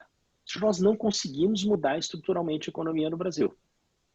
Então, o problema é como é que você usa um grande fluxo de competências, de capital, para transformar a estrutura econômica. Então, para mim, é um subsistema digamos, do problema geral do Brasil. Acho que o seu exemplo, Botelho, puxa, quais são as empresas que a gente pode escalar que estão associadas a essa cadeia, que são hardcore de tecnologia? A gente tem uma limitação enorme para criar e escalar empresas inovadoras no Brasil que vão para o mundo, de verdade, e um outro para criar e escalar as indústrias, no sentido industry, setores da indústria do futuro. A gente tem uma economia que não consegue se movimentar rumo ao futuro de forma agregada. A gente tem um movimento marginal. O que está na raiz disso? Né? Eu acho que são questões fundamentalmente sistêmicas. Eu tenho uma relativa discordância com você, Botelho, de que foco, etc., vai nos levar a aproveitar melhores oportunidades. Se a gente não resolver questões sistêmicas da economia, regulação do público e privado, sistema tributário, outros aspectos que são sistêmicos, nós não faremos os avanços que são necessários para construir uma economia mais inovadora. A gente tem gargalos sistêmicos institucionais no Brasil que impedem que a gente construa uma economia mais inovadora. Eu acho que nós, de novo, um erro que nós não podemos cometer, porque em algum momento nós cairemos de novo. Quais são as políticas públicas, etc. Nós não podemos replicar as políticas do passado. Eu acho que tem uma mudança, tem uma passagem que precisa ser feita, que é do seguinte tipo. Aí eu invisto em fazer coisas novas, eu invisto em tecnologia porque precisa, porque tem um cartório, é regulamentado, é requerido. Como é que eu faço a passagem do exigido pela lei para o eu invisto, porque isso rende dinheiro? Isso é uma questão sistêmica da economia. Obviamente, a indústria de óleo e gás tem várias especificidades relacionadas à sua estrutura, propriedade de capital, configuração, dinâmica da indústria, distribuição das competências. Tem uma questão chave, eu acho que ela é bem melhor estudada na indústria automotiva, onde eu trabalhei no passado, que é a sede dos projetos de engenharia. Onde existe a sede dos projetos de engenharia, onde você apropria mais, onde você tem mais spillover, né? Isso é muito bem documentado no caso da indústria automotiva, tem pesquisa pra caramba, né? Então, eu acho que o meu segundo ponto é esse. Se a gente pensa em políticas, a gente não pode replicar as políticas do passado. É preciso ter um entendimento profundo do que deu errado. Eu não acredito que uma política de conteúdo local, nos modelos do passado, mantida a estrutura sistêmica da economia brasileira, com um foco maior, vai levar a resultados que sejam significativamente diferentes. Aí vem uma questão de fundo. O que falta? Meu terceiro ponto. Eu acho que faltam discussões, isso se relaciona ao Green New Deal, né? Discussões que são mudanças institucionais e mudanças de visão da sociedade. Como processar elas? Especialmente no modelo de alta polarização, é muito difícil. Mas se nós não avançarmos para isso, nós ficaremos onde nós sempre estivemos, né? Sem capacidade de gerar valor novo, sem capacidade de criar e escalar as indústrias e as empresas do futuro, né? E nesse sentido, de novo, é uma grande oportunidade. Nós não conseguimos atingir os resultados que foram ambicionados com políticas recentes. Se nós repetirmos, nós teremos as mesmas decepções, os mesmos custos e a mesma falta de geração de valor. Como é que a gente pode mudar sistemicamente? Acho que tem várias questões de fundo. Se a gente fala em Green New Deal, a gente está falando em construir as indústrias do futuro. Elas já estão em construção, né? Como que nós vamos nos posicionar? Para isso depende, eu acho, que mudanças sistêmicas e institucionais. Acho que o Jackson pautou algumas coisas dessas. Eu vou ter que sair em 2 minutos. Moisés, Botelho, Jackson. Roberto, Grau Alvarez.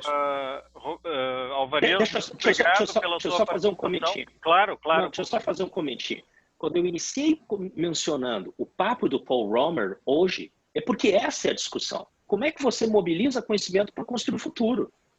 Nós não temos na sociedade brasileira o entendimento que é estabelecido em outras sociedades. Talvez nós tenhamos o entendimento que a universidade é importante para treinar pessoas. Ótimo! O entendimento que há lá fora é que a universidade gera conhecimento que, de uma forma ou outra, por um sistema que é complexo, sobre o qual existe um entendimento muito elementar e básico no Brasil, e o tipo de intervenção que a gente tem autárquica não vai mudar, mas esse conhecimento, ele constrói as coisas do futuro. Essa é a visão que domina a discussão de estratégia lá fora. Como é que a gente faz essa discussão aqui no Brasil? Só para deixar a provocação. Ótimo, muito bom. Obrigado, Alvarez.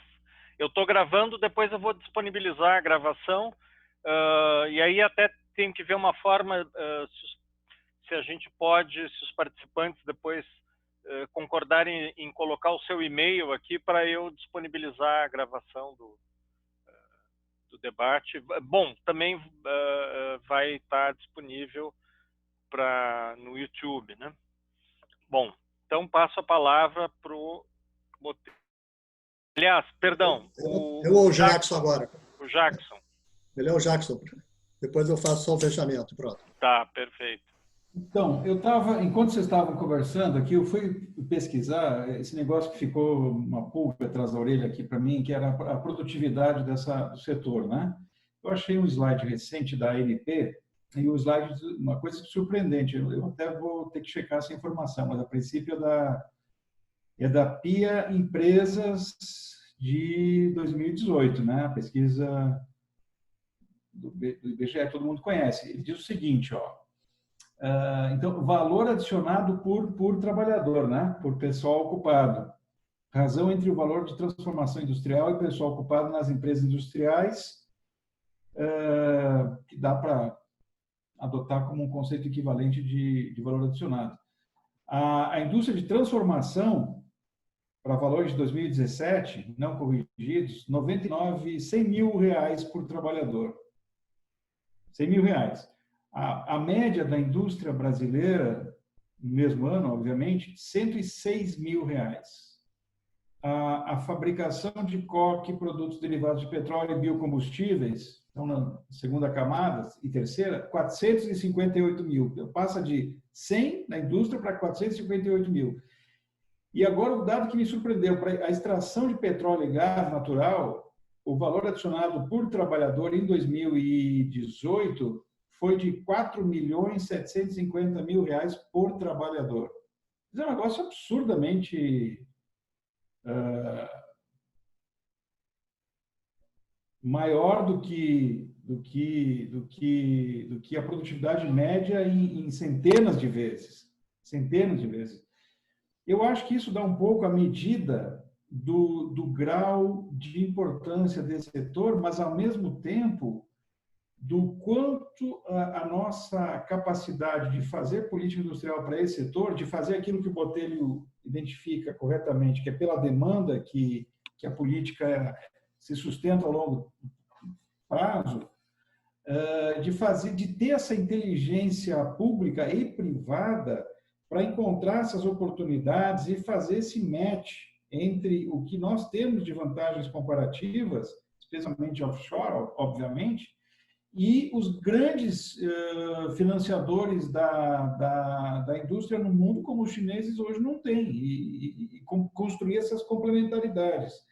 Eu me questiono muito, e eu acho que a saída está por aí, que a gente tem que achar alguma estratégia de construir essa inteligência competitiva do ponto de vista de coordenar esforços no setor público e no setor privado para encontrar esses nichos, né? Essas janelas que pode ser a mesopolítica industrial, né? O Roberto coloca questões em tese totalmente corretas, eu tenho um acordo com ele, mas o problema é que quando a gente às vezes centra muito o debate na macro solução, eu tenho muito medo, e eu às vezes alimento isso, de cair numa visão maximalista, né? Tipo assim, ou a gente muda tudo, ou a gente não muda nada. Então, eu me preocupo muito em achar o meio termo nessas duas condições, quer dizer, aquilo que é possível fazer e construir soluções mais pragmáticas, que tenham viabilidade, inclusive institucional, política institucional, né? Por exemplo, conteúdo local. Essa é uma questão não resolvida no Brasil. Volta e meia, eu tenho visto mais estudos que que condenaram a experiência das políticas de conteúdo local no Brasil, especialmente por aquele trade-off de custo que está envolvido nessa política, né? E não foi só no caso da indústria naval, por exemplo, que ela é cíclica, ela vai e volta de acordo com as variações dessa política, mas em vários setores, inclusive nas cláusulas de pesquisa, desenvolvimento e inovação, né? Como uma forma de alavancar o investimento privado. A gente precisa, eu acho que ainda construir a academia, os estudos de pesquisa têm um papel relevante nisso, um conjunto de evidências que nos permitam ter mais segurança no desenho da policy para essa área, não só de petróleo e gás, mas da política industrial e de desenvolvimento produtivo em geral. Nós avaliamos muito pouco, nós temos pouca tradição em trabalhar com evidências, nossos dados eles não têm processamento adequado, porque as séries históricas não estão construídas, porque sofrem descontinuidades, porque a gente tem, alguém falou, né? Nós temos 10, 15 mil doutores por ano no Brasil, mas tem uma relação imperfeita e assimétrica da formação dessa grande massa crítica e da demanda real que existe no setor produtivo. E a gente sabe que a produção de inovação ela não é feita na indústria, ela é feita na academia, ela não é feita no setor privado. Os 2, 3% de investimento em inovação que esse país faz, 30% é do setor privado, e precisa inverter essa relação. Agora, precisa achar, para terminar minha intervenção, soluções intermediárias, né?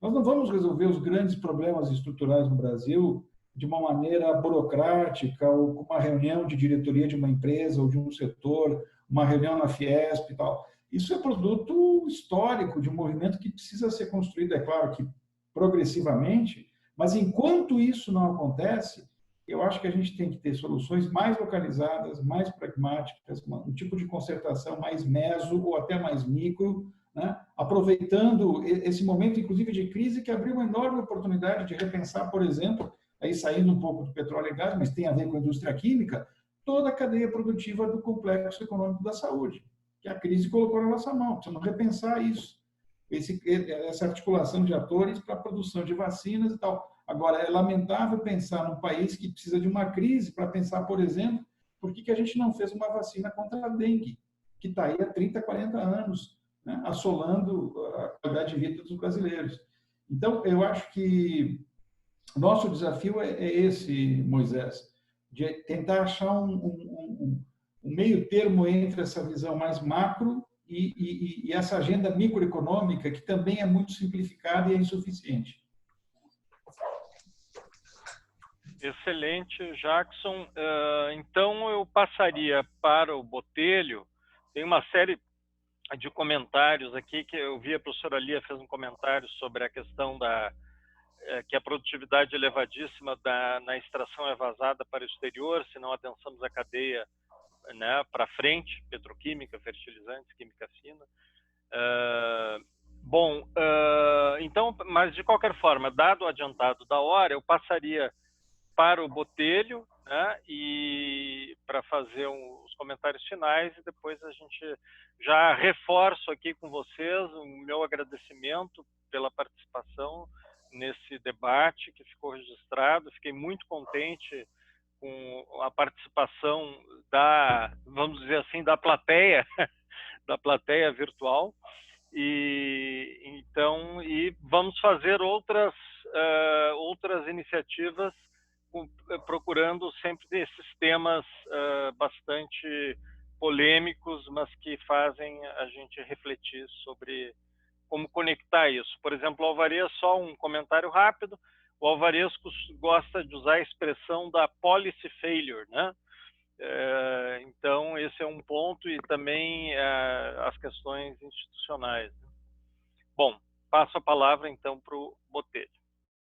Bom, obrigado pelos comentários do Alvarez e Jackson, que acho que foram bastante pertinentes e bem ajudando, digamos, a focalizar o debate, né, e ao mesmo tempo enriquecê-lo, né.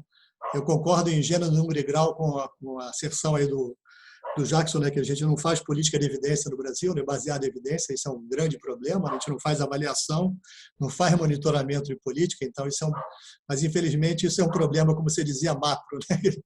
Eu trabalho com avaliação há 30 anos e até hoje não consegui ninguém fazer avaliação na área de tecnologia no Brasil, né? Infelizmente isso é um problema que eu talvez como acho que você concorda comigo, discorda com o Alvarez, né? Quer dizer, a gente tem que pensar que às vezes o problema de você dar soluções macro, né, e achar que, digamos, que o país, as coalizões brasileiras vão evoluir, vão mudar, sim, sem dúvida isso deve ser um objetivo maior que deve ser perseguido ao longo do tempo, né?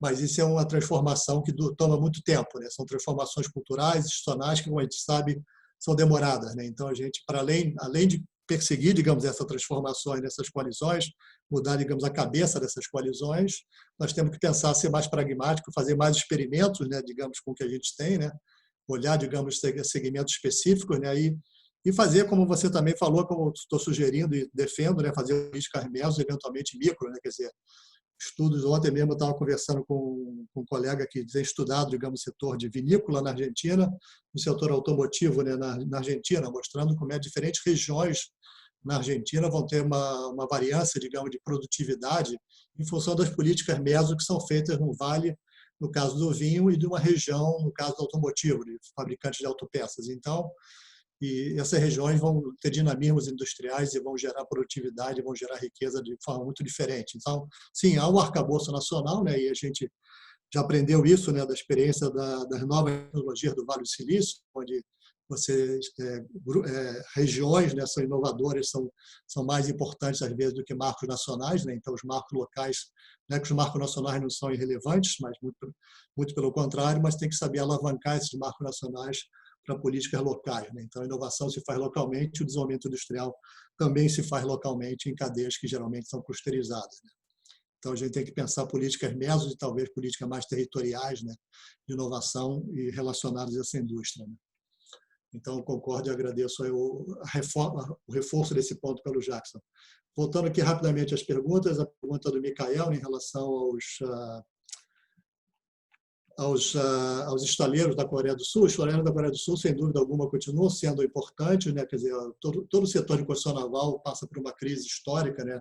Histórica contemporânea, digamos, dos últimos 20 anos, né? Pela própria racionalização, o crescimento do tamanho dos navios, né? E a indústria coreana, como vocês sabem, alguns estaleiros estiveram à beira da falência nos últimos 3 anos. O governo interviu, promoveu uma fusão entre os dois grandes, deu um grande pacote de ajuda e lançou uma grande política, né, na área de nave-peça, né, para desenvolver, digamos, mais valor adicionado, porque apesar da Coreia do Sul já ter um valor adicionado bastante alto, né, comparado a outros estaleiros, né, mas ainda tinha uma importação, ainda tem uma importação de componentes e partes e subequipamentos muito grande, não é por outra razão que o maior fluxo de comércio da Noruega é com a Coreia do Sul, onde você tem uma troca, digamos, de navios por equipamentos, né? Os equipamentos noruegueses são integrados na Coreia do Sul e são reexportados para a Noruega e depois são utilizados por seus clientes. Então, isso gera um fluxo de comércio que é o maior fluxo de comércio da Noruega, muito maior do que qualquer outro país. Então, a Coreia do Sul, sim, passa por uma transição, enfrenta, digamos, de uma certa forma, a competição da China, mas a China ainda está no andar de baixo, digamos, em termos de tipo de navios que são feitos na China e a sofisticação desses navios, ainda que, como comentei, os chineses estão se movendo, digamos, para cima e fazendo também uma política de nave-peça, né? Então, na verdade, todos os países estão fazendo política de nave-peças, né, no setor marítimo, né, em geral, no setor de petróleo e gás em particular, né, inclusive o Japão, né, que também tem uma indústria naval que era a maior do mundo, hoje em dia está em 3º lugar, em 2º lugar atrás dos coreanos, né, mas também passa por uma crise grande, mas também estão investindo numa política de nave-peça, mirando agora, né, a questão mais da chamada economia azul, da questão da economia verde offshore.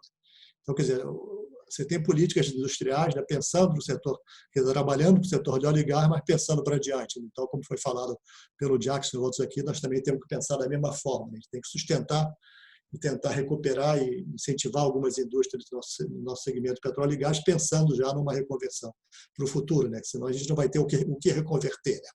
Então, a gente precisa ser bastante focalizado em relação a isso. Então, essa é a minha resposta em relação à pergunta do Micael. A outra pergunta, Moisés, você me lembra aí, a do Venâncio, né, em relação à inovação, é isso?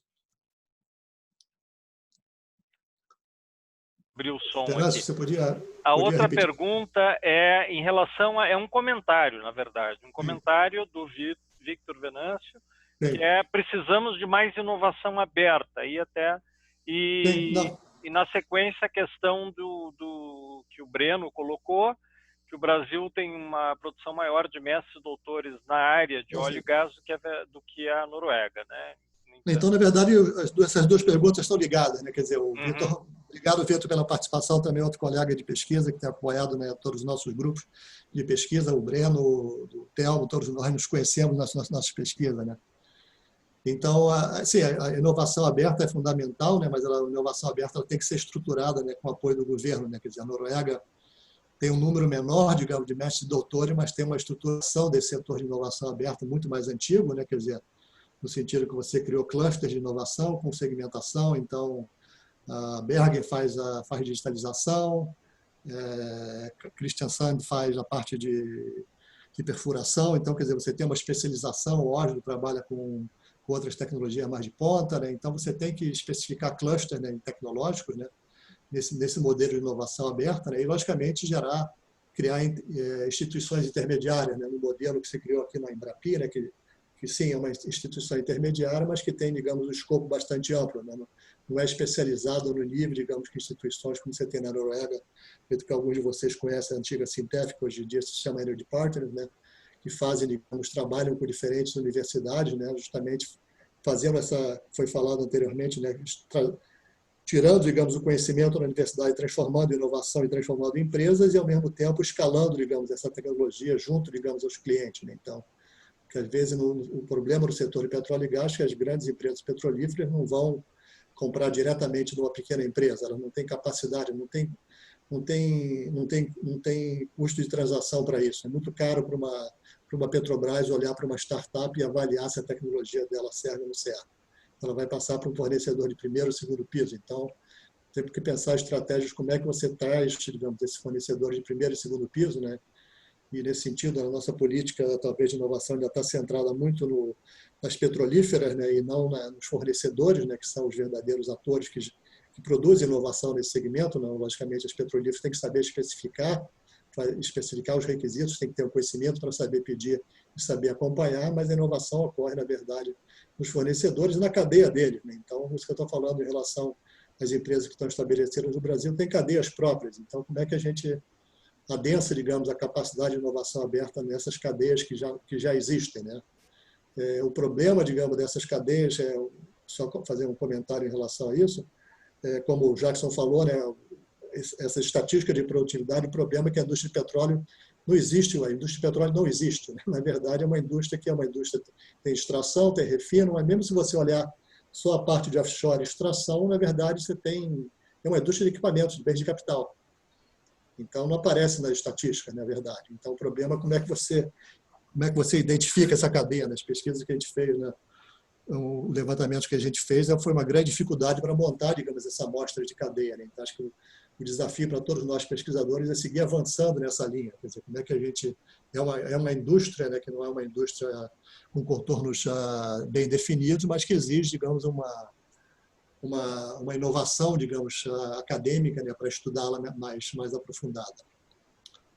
Então, eu acho que em relação ao número de mestres e doutores em relação ao Brasil e à Noruega, é isso. Quer dizer, a gente precisa estruturar um sistema de inovação aberta, ligando as duas perguntas, né, de forma a fazer maior uso, né, maior e melhor uso, né, desses mestres e doutores, né, e um pouco ligando, né, com o comentário lá do último comentário do Alvarez, né, que a gente... lá fora, nos Estados Unidos, na Europa, se pensa em inovação de forma muito mais complexa. Sim, isso é uma questão que eu mesmo já observei isso há 20 anos atrás, quando eu voltei ao Brasil, e me meti a fazer inovação aberta, né, no sentido de criar elementos de inovação aberta, né, como o Alvarez mencionou, alguns de vocês sabem, eu sou investidor anjo, né, criei o primeiro grupo de investidores anjos no Brasil há quase 20 anos atrás, já pensando, né, que, sim, a inovação no Brasil ela vai demorar, digamos, a ter uma coalizão. A coalizão, como é difícil, né, de você mudar coalizões e coordenar, mas tem que começar a fazer, tem que ser pragmático, tem que começar a fazer algum lugar, tem que começar a construir, botar os tijolinhos, são tijolinhos, né? Então, Isso é um processo, quer dizer, como é que a gente dá sustentabilidade e continuidade é que talvez é a questão mais importante que a gente tem que atacar. Então, novamente, muito obrigado aí pela oportunidade, né, de compartilhar com vocês algumas ideias, algumas visões, alguns resultados, né, de pesquisa que a gente tem feito nos últimos 10 anos, né, que continuamos fazendo, né, nesse momento. Né, continuo fazendo pesquisa com colegas noruegueses, olhando para o Brasil e Estados Unidos, e estou iniciando agora um projeto com colegas asiáticos para justamente entender essa tendência, né, dos fornecedores asiáticos, né, que estão entrando pouco a pouco no Brasil e na América Latina, nos mercados mundiais, e agradecer ao Moisés, né, pela grande iniciativa de organizar esse debate, né, e talvez pensar de a gente fazer como já foi dito aqui, de fazer uma série de debates, fazer um grupo, né, que a gente possa talvez periodicamente trazer outros dos participantes aqui, né, trazerem suas visões e seus conhecimentos e seus resultados de pesquisas atuais e passadas, né, e reflexões, né, para a gente adensar, como foi falado, o pensamento crítico em relação a essa indústria. Obrigado.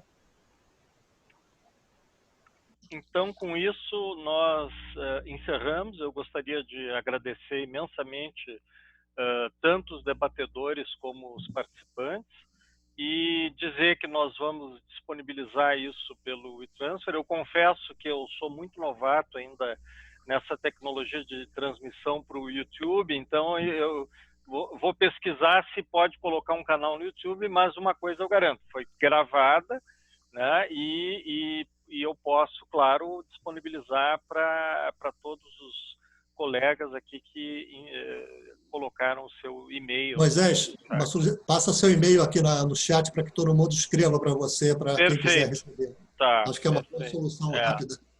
Eu vou botar aqui, tá? balestro@gmail.com, mvbalestro@gmail.com. Bom, então, mais uma vez, agradeço a todos e também já fico com o registro dos e-mails de vocês para outros debates que nós vamos fazer nessa linha, né? Então, muito obrigado. Obrigado, Botelho. Obrigado, Jackson. O Alvarez já teve que sair. Obrigado a todos os demais. Obrigado a todos os participantes. Um abraço, Moisés. Um abraço a todos. Um abraço. Bom revê-los e bom conversar com todos novamente. Igualmente. Foi um prazer, foi um prazer. Obrigado. Obrigado, Moisés. Obrigado pela organização. Tá. Um abraço. Tchau. Um abraço.